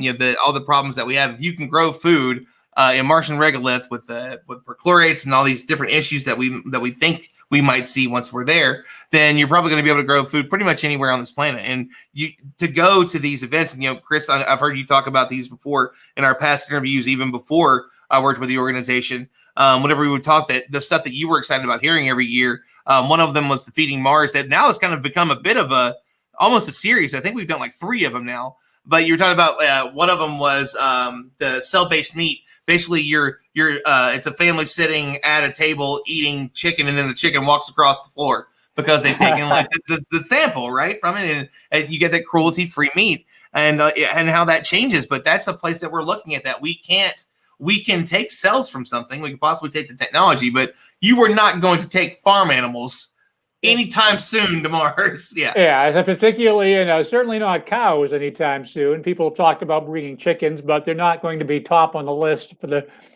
foreseeable future. But yeah. Well, should cows be one of them, since they're part of the thing that has been changing the environment here? Exactly. It's part of climate change. Mars with cows. So. I mean, maybe I'm just, that's not I'm the astronomer. I'm just rolling with it. adding more methane to Mars. All right. But no, I think I didn't hear what Joe said because I had to run off because I realized that I was running out of charge with my laptop. So I don't want to repeat anything Joe said. So I apologize if I do. But going on what you mentioned and what Camille mentioned, these are very important. This is an area we're going to focus on a lot this year. We have with Explore Mars before, but this year we're especially going to start looking at these enabling technologies, these innovations, and how they benefit Earth. We're going to have that conference. We're even going to have a fairly detailed report highlighting these as well, including agriculture, including power and cell-based meat, synthetic biology, and all these different areas that just cross society. But some of the other things, and I may cross over to what Joe said, but I'll do it anyway because I didn't hear anything he did say. Other things that make Mars special is that, it's one of, I think the moon is important because it's so close to Earth and there are resources there, but Mars provides such a superior location to sustain humanity. It has an atmosphere. It's much thinner than Earth's, of course, and you can't breathe it. But there are resources there, including that atmosphere. There is a lot of water on Mars, which we could utilize. But it's also the closest place where likely, if we're going to find life on another planet, Mars is one of those possible locations. And so we can find out if life existed on another planet. That's going to just transform our understanding of the nature of life in the solar system. But even if and it's not the solar system, that too, in the universe. But even if we don't, it's one of these planets where it's the most likely place we can sustain humanity as well, with those resources, with the water, utilizing the resources. You mentioned growing crops. There's been a lot of studies of whether you can grow crops in Martian regolith, and most indications are that you can. There are some unknowns, like some of the toxins in the Martian soil, particularly perchlorate. Whether that will be a problem, can we grow crops within that perchlorate? If we do, will it absorb the toxins so humans won't eat it? Or how can you deal with the perchlorate? There are many methods that people know of to get rid of the perchlorates, but how efficient will that be on Mars? And a lot of interesting things, but I think it's certainly, with our technology, it's the most intriguing location that we can go to, particularly, as you mentioned, climbing mountains or canyons with all the geographical features as well. Just an enormous amount of science that can be had there, and just the prospect of long-term human settlement is just remarkable there. So I mean, no need to go to Venus. Should we explore Venus too? What do you think? Should we go look for life in the clouds? Are you excited about that too? Chris is like, nope, I'm good. There's a lot of discussion about that lately, but I I'll wouldn't let the robots do it. I wouldn't put money on humans to Venus anytime soon. I mean, Yeah, this is a I'm for more. Yeah. Let's send some more robots there. You know, we've had 20 years or more of robots to Mars. Let's give Venus its chance for those too. I think it's definitely it already was, and I know that Rocket Lab was talking about it too. They were already in the process of it whenever these the big news came out a little bit earlier this year. The possible markers for life that were in the the phosphine markers that were in the clouds, the cloud systems there, the very dangerous cloud systems there. Don't forget, we could go, but we're gonna have to stay above the clouds. You don't want that whole acid rain thing. So we got a quick question here, and this is, I think, is kind of a quick one, but also one that a lot of people may not realize, because we are talking about the possibility of life on Mars. And Ron Craig asks the question: do we consider Mars to be in the habitable zone? That's a good question. Was it at one point? Yes, so was Venus. It's like there's a not a large amount of area for at least the sun's version of the habitable zone. There's a couple of different versions of habitable zones too. When we start looking at the Jovian and Saturnian systems, because of what's happening to, say, Europa and how it's been kneaded, and the gravity from Jupiter is just making this little ball kind of stress, and like the cracks in the system like that are on the surface is creating a kind of a warmth that's there that might be some sort of maybe slightly fishy advanced life, not like communicating, but you might see something. Well, I don't want to ruin it. There's a really great movie that's out there that touches on it, which is the Europa Report, where it talks about some aquatic life that could possibly be swimming there. So go check that out. Cool little sci-fi movie. But yeah, I mean, at one point we were kind of really in the center of it, but I don't know if I've ever heard anybody say yes for sure it is in the habitable zone. Anybody? Well, Mars it is or isn't. Yeah. Well, Mars, I've never heard it specifically referred to that, but we do know that Mars is a warmer, wetter place that could have sustained life. So I think that probably means yes. But it did change, and so I'm not quite sure what officially, and this is something I should know, I suppose, but officially constitutes the habitable zone right now. But based on the history, it certainly was at one point, based on the fact that it was considerably warmer with liquid water and the potential of life. So I suppose any place that has life is probably a habitable zone. So you got to be there, right? Somewhere in that area. And that's what we want to learn. We want to find out more and see, because I mean, it's there, and we've got the technology to get there and do it. Joe?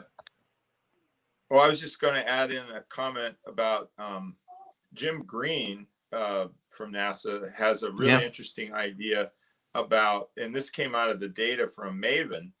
MAVEN showed how the atmosphere is getting blown away by the sun. The solar wind is taking away Mars' atmosphere, and it doesn't have a magnetosphere to protect it. We have the big bubble around us, thankfully. But the idea he has is you build a artificial magnetosphere at a point in front of Mars, between the sun and Mars. And thankfully, we can do that. We know how to. We're good enough technology to make such things, and then it diverts the solar wind around Mars, stops blowing away the atmosphere. And the cool thing about this idea is it's actually a better way to terraform Mars, because we know Mars surface pressure is maintaining itself right now. It's not over the many years. I said 20. It's probably been more than that we've had spacecraft monitoring the pressures on Mars. It hasn't dropped substantially, so it's basically in equilibrium. So that means volatiles are coming out that are replenishing the amounts that are getting taken away and keeping it steady. It's very low, but it's steady. So if we stop the loss, then over tens or 100 years, we might see that atmospheric pressure rise quite a bit, and then things will warm up. Wonderful stuff, Chris. I see that you just shared what's happening. Just Bridenstine just tweeted that we are go to proceed with terminal count. Oh, okay. So what are we looking at terminal count? What is terminal count for people that don't know? Anybody? Joe? Joe's checking his phone real quick. Hold on. Yeah, I'm listening in on my phone. 10 No, minutes. 10 minutes? Is that what it That's is? what I thought, but Is terminal count 10 minutes? Okay. But Glad I to don't hear. know when we're coming out of hold yet. I'm going to listen for a second. I'll let you know. Sure, absolutely. Go back to it. And actually, yeah, let's we can go ahead and listen in here. It looks like we've got some of those folks over at down in Mississippi talking right now. So let's see what they have to say.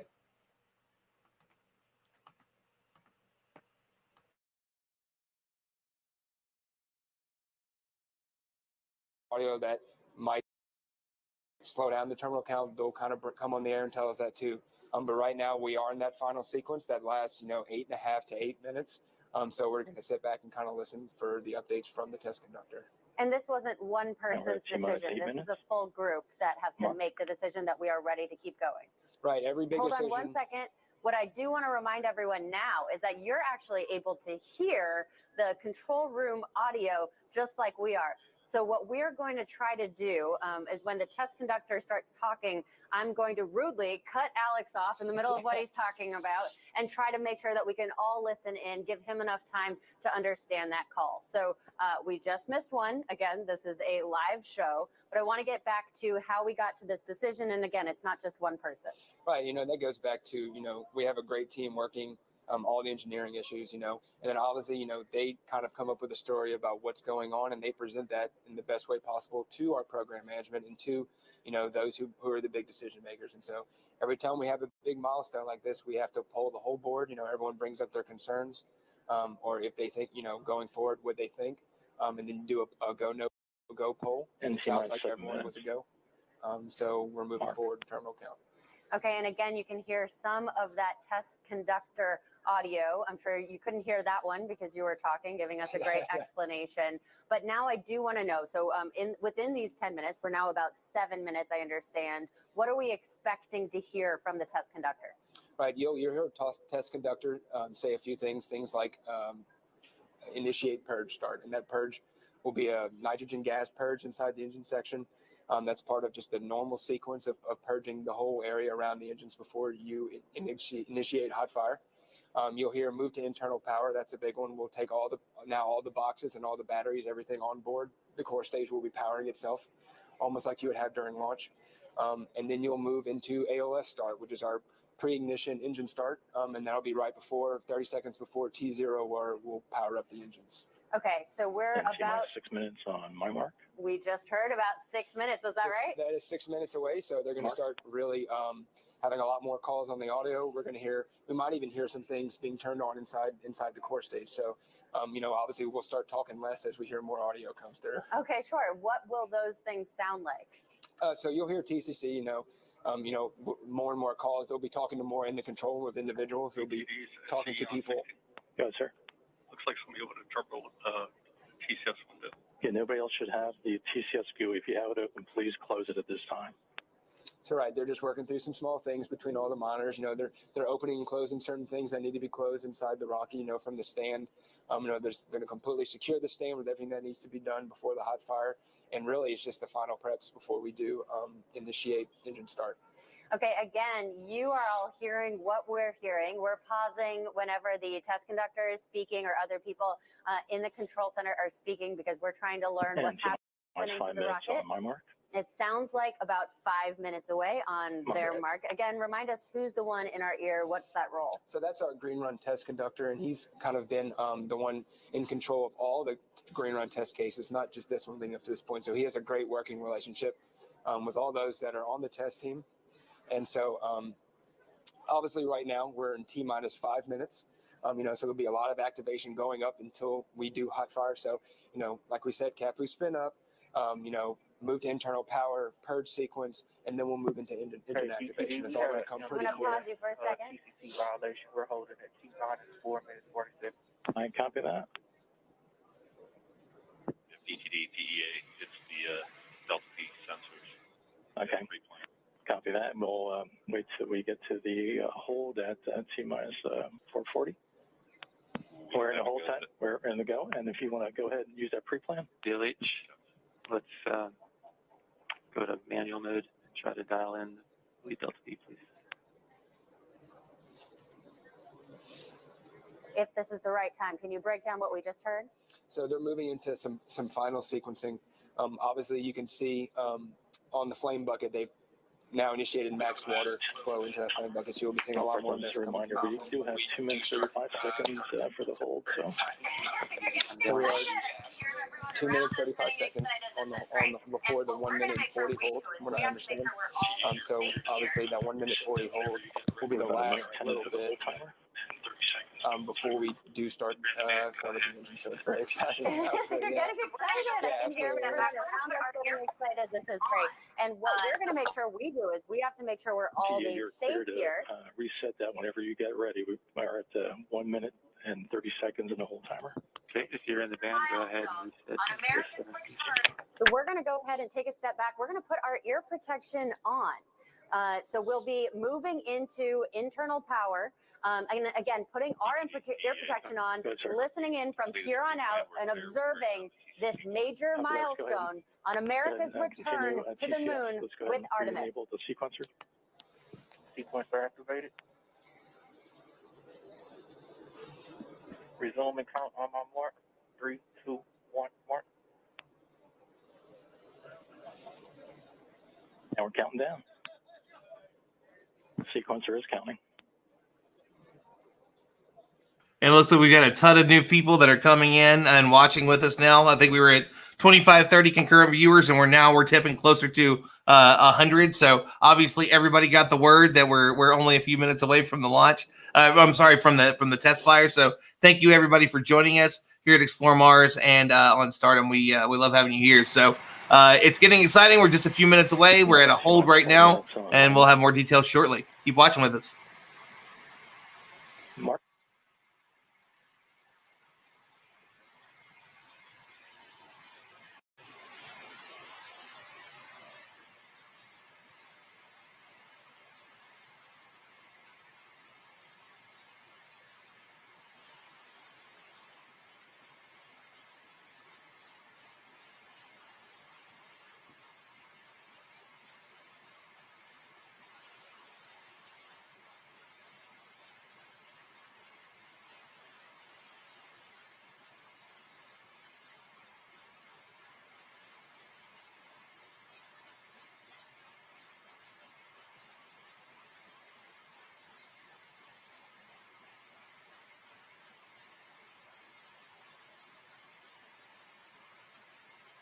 Always good to see our international viewers. We got Sylvia from Australia. Imran, I believe, is still over in the UK.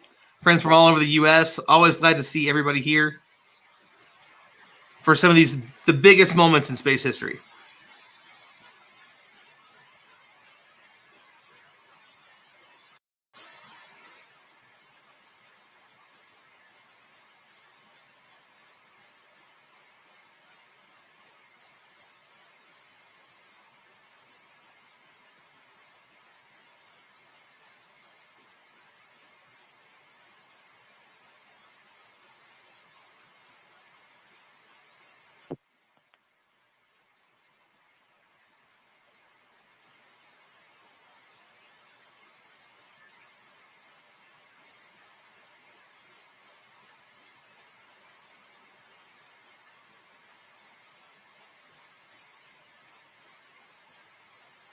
Coming up in T-minus 2 minutes on my mark. Mark.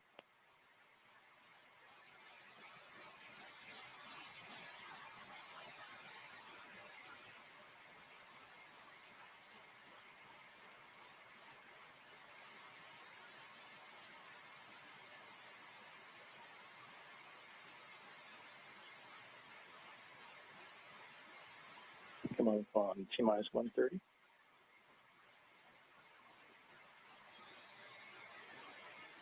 Mark.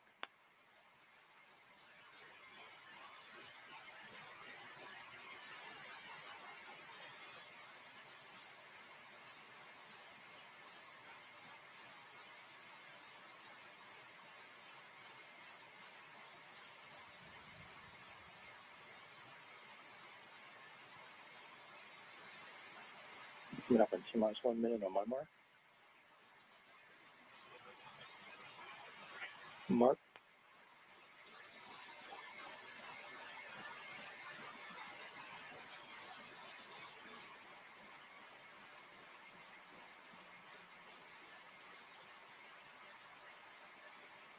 If, for all personnel, report that you're ready to go. PEA. Go. AEA. HEA. Go. REA. Go. NTC. We're go.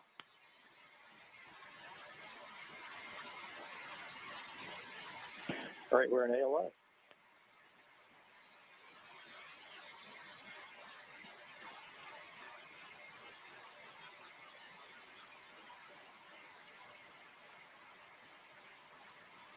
Hello, Joe's reaction. Joe's over there cheering.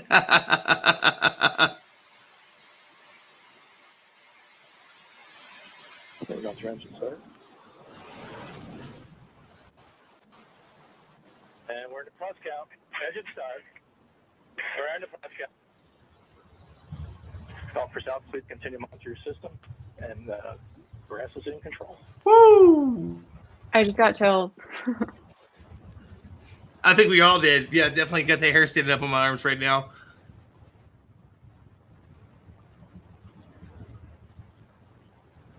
Think how much the ground is shaking there now. Can you imagine? And how far away? Joe, you're muted.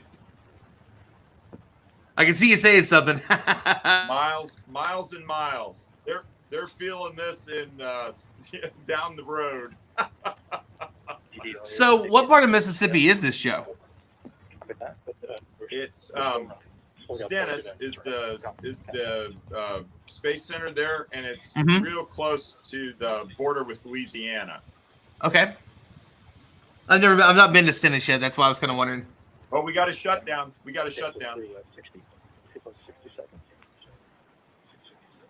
into our first vehicle profile. DTD, Gotcha. CCC violation. I don't know yet if it was all engines or one. Yeah, all personnel. Shutdown looks like it's all good. Looks like at least two engines are shut down. Page 656, please.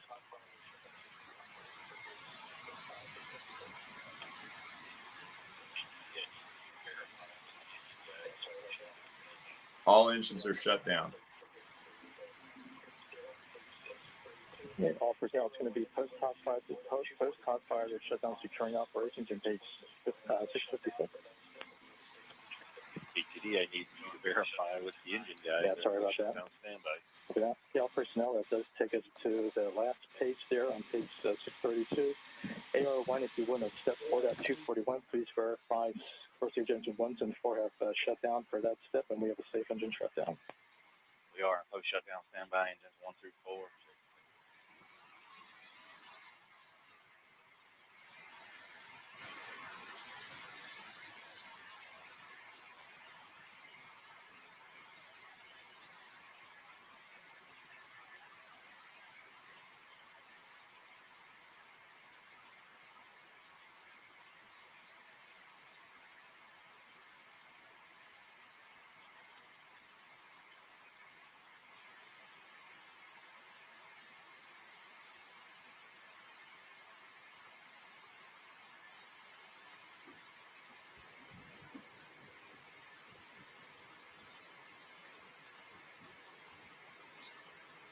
We just saw the core stage of SLS fire up. Of course, we also heard some test conductor come in, so we want to go straight to Alex. Alex, can you please describe to us, first of all, what we saw and then what we heard? Yeah, absolutely. Obviously, we had a very successful initiation of the engines. The beginning of our thrust profile there when we were firing for the first minute or so, we obviously are getting some really good data coming through. But like we said earlier, this is a test. We have test commit criteria and we have certain boundaries that we have to keep all the operations under. So, we really are trying to make sure that, everything's operating properly and safely. So, the test team was kind of seeing some data that they might not like. And so obviously, our engines were shut down ahead of the 8-minute scheduled time frame. But we do have a lot of good data to go look at. and hopefully, we can move on from here and maybe get, see what's going to go on further. So I was looking at your face when that started lighting up, and that was incredible. We saw the cloud forming. We both saw rainbows just forming right over our side. Just how did it feel in those first few seconds? Yeah, it's amazing. It never really gets old, that feeling that you get, in your chest, or, seeing, just how powerful those rockets are when they're testing. So obviously, it was an awesome thing to see, and I can't wait to get the core stage to Kennedy and get ready for launch. And you told us, over 8 minutes, we might have had tons and tons, terabytes worth of data, but we already have data just from right now. What are they going to do with that right away? Right. And so just like all of our other green run tests, we have teams that are going to go and break down that data and kind of see what we're seeing in our profiles. Right. And so that all goes into the profile that we'll use for launch eventually at Kennedy. So, obviously there's a lot of things to look at the data. We kind of talked about, over the span of our green run testing, we have roughly 800 terabytes of data, and that's a lot of data. We're talking about it's hard to grasp how much data that is. So we'll obviously take the time to dig through everything, and then obviously have a path forward from there.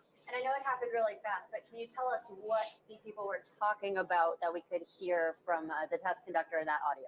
Right. So after we did engine initiation, they're kind of going through and monitoring everything. Right. So obviously once we are actually firing the engines, we have to look at all of our engine readings when it comes to temperatures, how they're reacting, how they're moving, and all that stuff. We were just getting into our gimbal profiling test, which is moving the engines around right before we terminated the hot fire. So we're obviously going to have a lot of good data to look at. Great. Thank you, Alex. I'm so glad you're here. And so as the engineers gather data from today, we look ahead to the next steps. This core stage will be lifted out of the B-2 test stand and refurbished to patch up that orange foam insulation. Then the team will load it onto our Pegasus barge, about as long as a football field, to make a 6-day journey from the Gulf of Mexico to our Kennedy Space Center on Florida's Atlantic coast. There, it will be stacked in the iconic vehicle assembly building with other elements of the SLS rocket, including the twin solid rocket boosters, which our teams have already begun stacking on the mobile launcher. The core stage will join the boosters and then be stacked with the upper stage. And then the Orion spacecraft with the launch abort system on top.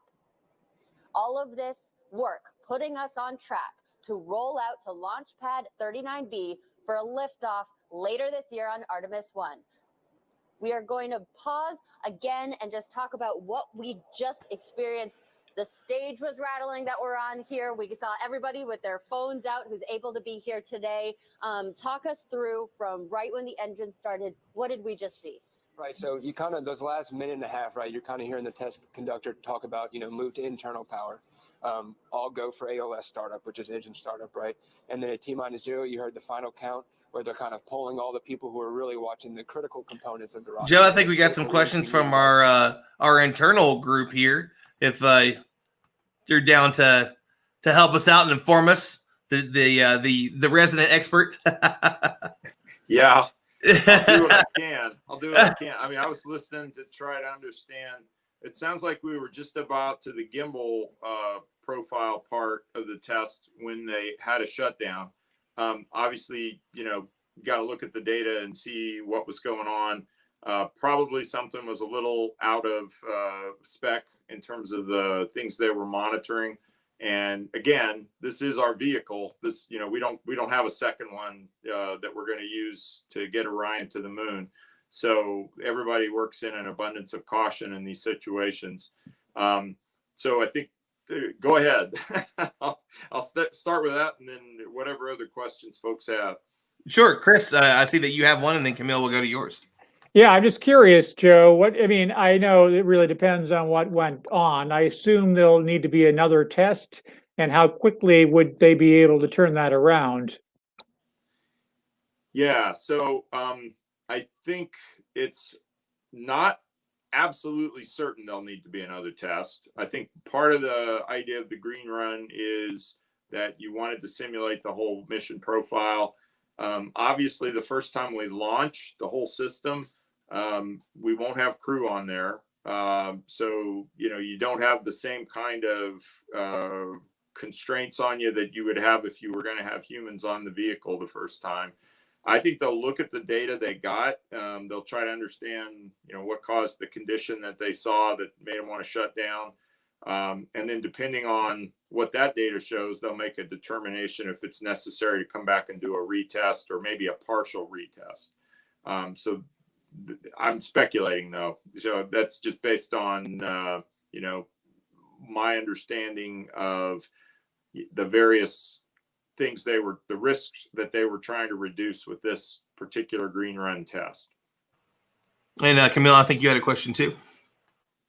That was my same question. Same question. Yeah. Okay, we got same question. Okay.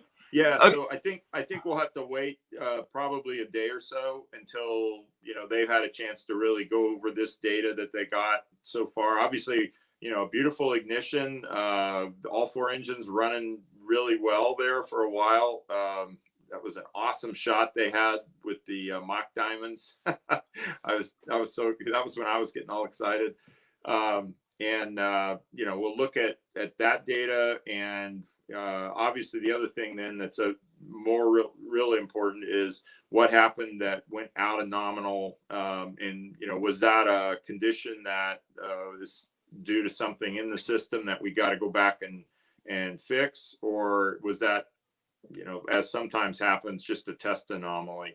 So, and they'll make that determination, and then figure out if they want to try to set up and do another full 8-minute test, or if they want to do a partial, get to some of the other operating points that they didn't get to today. And I think that's something that we won't know for maybe a day or so. yeah, so basically, unless there's something really serious, it doesn't necessarily mean a delay in the first launch. But, Correct. a lot of things, you could proceed as normal even with this premature shutdown. Yes. Yeah. And I don't have, a good idea right now about the recycle time, what they would need to do to pull all the propellants back together to get the thing ready to go again. But I would say, likely they could get something pulled back together if they did want to do another test and get that set up within a week or so. So yeah, I mean, really it's within the noise of the big picture that we were talking about earlier. And as you heard the folks from NASA talking about their, the steps that go from here to getting to the Cape, that's a many-month process to get over there and get stacked and ready to launch. So if it's a week to recycle and do another test, that's really not a big impact on the overall schedule. Well, yeah, no, that was what I was afraid of. I was afraid you were going to say it was going to be a many-month cycle to retest, but a week, that's pretty good. Yeah, and I'm guessing there a little bit too, but I mean, the majority of things are there. A lot of it's going to be getting to the data and finding out, what was it that caused the condition that they saw, and understanding that. And that may take longer than just the logistics of getting the propellants back in, that they had here today to fuel the vehicle.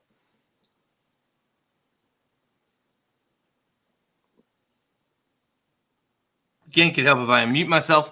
I thought I left you speechless, Ron. Yeah, no, absolutely. Right. That is a rare occasion, and you've definitely done it before. So obviously we've got something here that I kind of want to touch on that I think that some people just don't realize the scale of these things. And I kind of want to touch on this because Ron asked a great question. He says, why do you think that they ship by barge and not transport by military copter?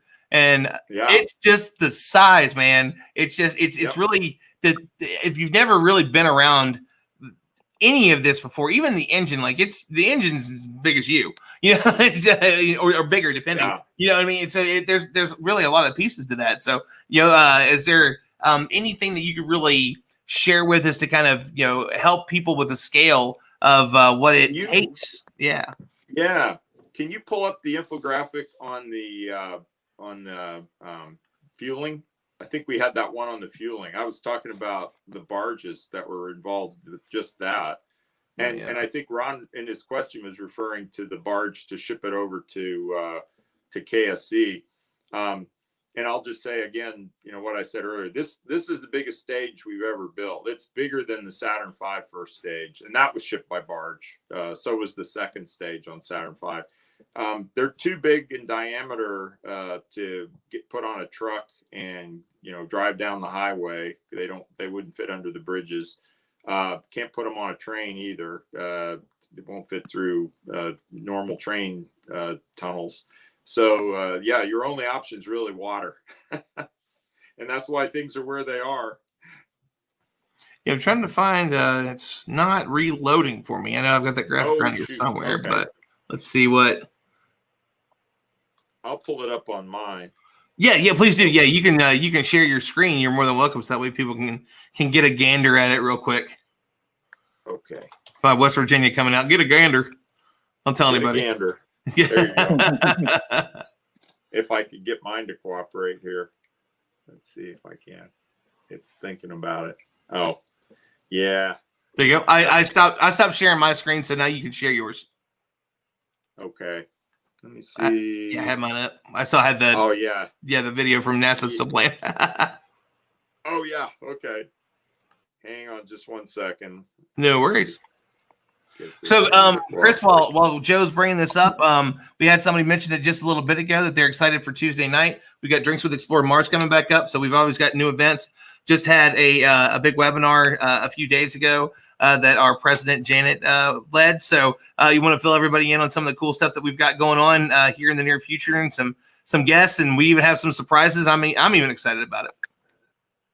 Okay, yeah, as you mentioned, of course, Drinks with Explore Mars Tuesday evening. If you haven't been there, it's just a fun event. I think the first one we did, it's kind of remarkable that we're approaching the 1 year anniversary of doing Drinks with Explore Mars.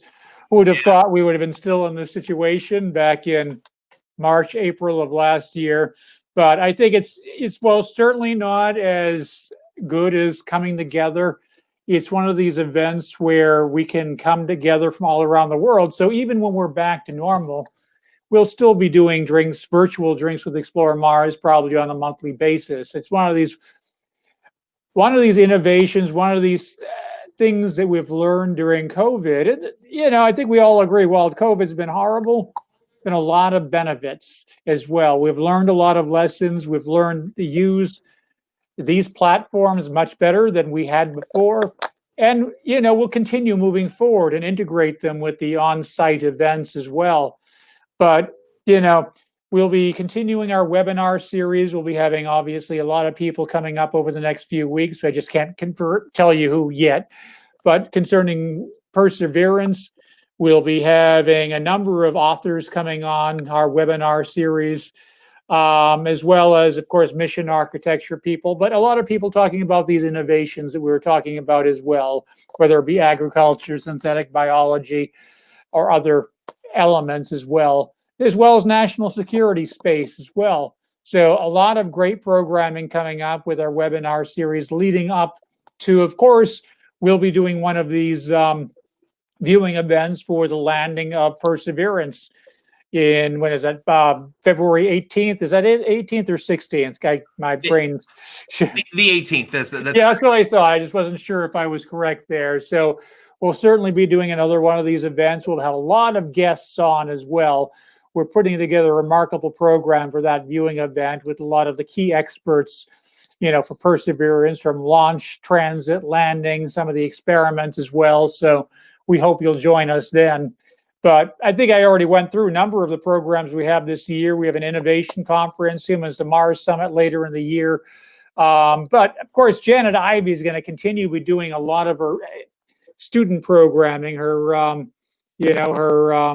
astronaut series, her student astronaut series that she does. How often is she doing that now, Wade? Wade is not on here. I mean, Ron. Sorry, Ron, Wade, interchangeable. You know, Ron, Wade. Whatever. Guys. Well, and that's really but I mean, you called out the right name there though, in a sense, because Wade's the one that helps her out with that. I do know that it's been pretty consistent. I actually believe Camille, even you were on one of them last year with her, and so I don't know the exact schedule, but I know that it's still something that's consistently being done. But Wade is the one that helps out with that, because It's embarrassing that I don't have that information right off the top of my head. Janet, if you're watching, send a message right now to educate us. That way we can get it right. Joe, I think we lost you. And it's back. Wait, hold on. Yep.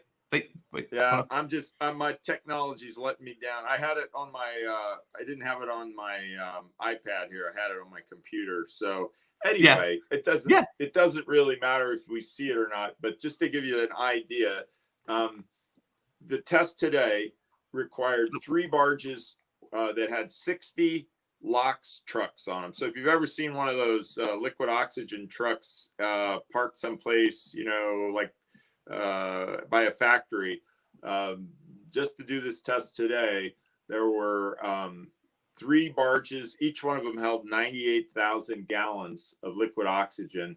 And that was about 20 tanker trucks full of LOX for each barge. Jeez. And then the barges for the hydrogen, it was 54 hydrogen, liquid hydrogen filled trucks.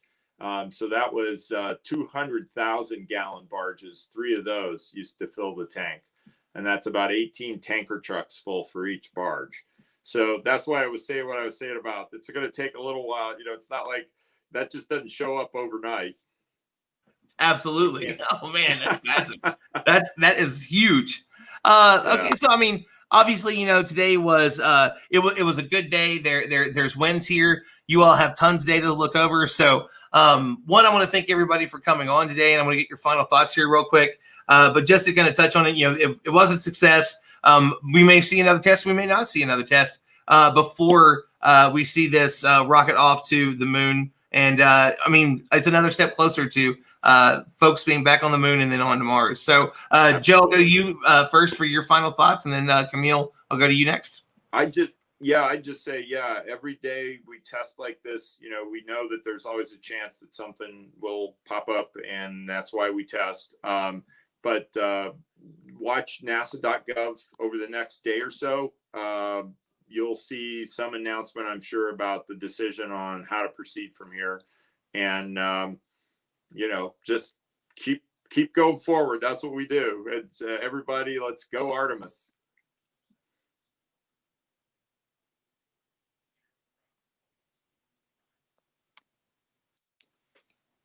You there, Ron? Yep, accidentally kicked me out. That was, I actually hit the back button. So I really did leave you speechless. Yeah, no, accidentally I hit the back button and kicked myself out of it. So, Camille, we'll go to you next. Final thoughts of today, all the awesome stuff that you've been able to work on. Obviously, Lockheed, a huge piece of this in our future in space and getting to Mars. Yeah, absolutely. So I think today was so exciting, regardless of whatever happened, we learned so much from this, of course. But me personally, coming from Lockheed, coming from having worked on Artemis 1 and 2, I'm really, really excited for SLS. I know, this whole program has been a long time coming, but we are so close and we can't give up now. And it's also really important that we engage the public like we do with these events, right? Like they need to learn about this. They need to be engaged with it. And thank you so much for having me today. And I will definitely keep my channels updated with the results of today's test as well. Awesome, Camille. Thank you. Chris, we'll go to you, the boss man, the man himself, the man, the myth, the legend, multiple time, soon to be multiple time author. Final thoughts on today? But that's neither here nor there. But no, I think this is very exciting. I think this was great, and hopefully it wasn't anything serious, but great first step, and hopefully we'll be able to send Artemis on to Mars. The moon later this year. I think it's just a very exciting start of the year. And as we mentioned throughout this podcast, this webcast, this is the beginning, a really good beginning of an exciting year in space. I mean, practically every month.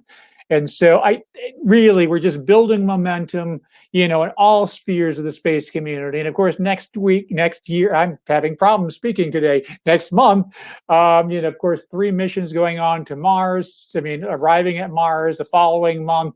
I believe that's the month that Boeing will be testing its commercial crew vehicle. And in the months after, we'll have James Webb. We'll have, multiple other commercial vehicles being tested as well. This is a really extraordinary year coming up. Just space will be in the news continuously, and it'll help build the momentum, not only politically, but also just inspire people around the world. So I think we're in a really good position. As long as we stay focused and we can really harness the excitement of these missions, we should be able to get to the moon sometime this decade and Mars in the 2030s. Wonderful stuff. Well, again, I want to thank everybody for coming on and joining us. It's been an incredible day, another win. We've got some other launches coming up here soon. Just keep watching everybody. It's Blue Origin, SpaceX. There's always something coming from Lockheed, Boeing, ULA. We're going to have a very busy year, so you're going to see a lot of us. So thank you, everybody, for joining us for this amazing event, and we will see you on the next one. Make sure to follow us on our social media. Actually, let's do that real quick because we didn't do that one. Joe, do you have the where people can follow Aerojet on social media? Yep, it's just rocket.com. Rocket.com makes it easy. Camille, it's Rocket. What do you have? We have rocket.com. Oh, okay. Well, there you go. We can just go to the website. You'll find everything you need. At least for now. At least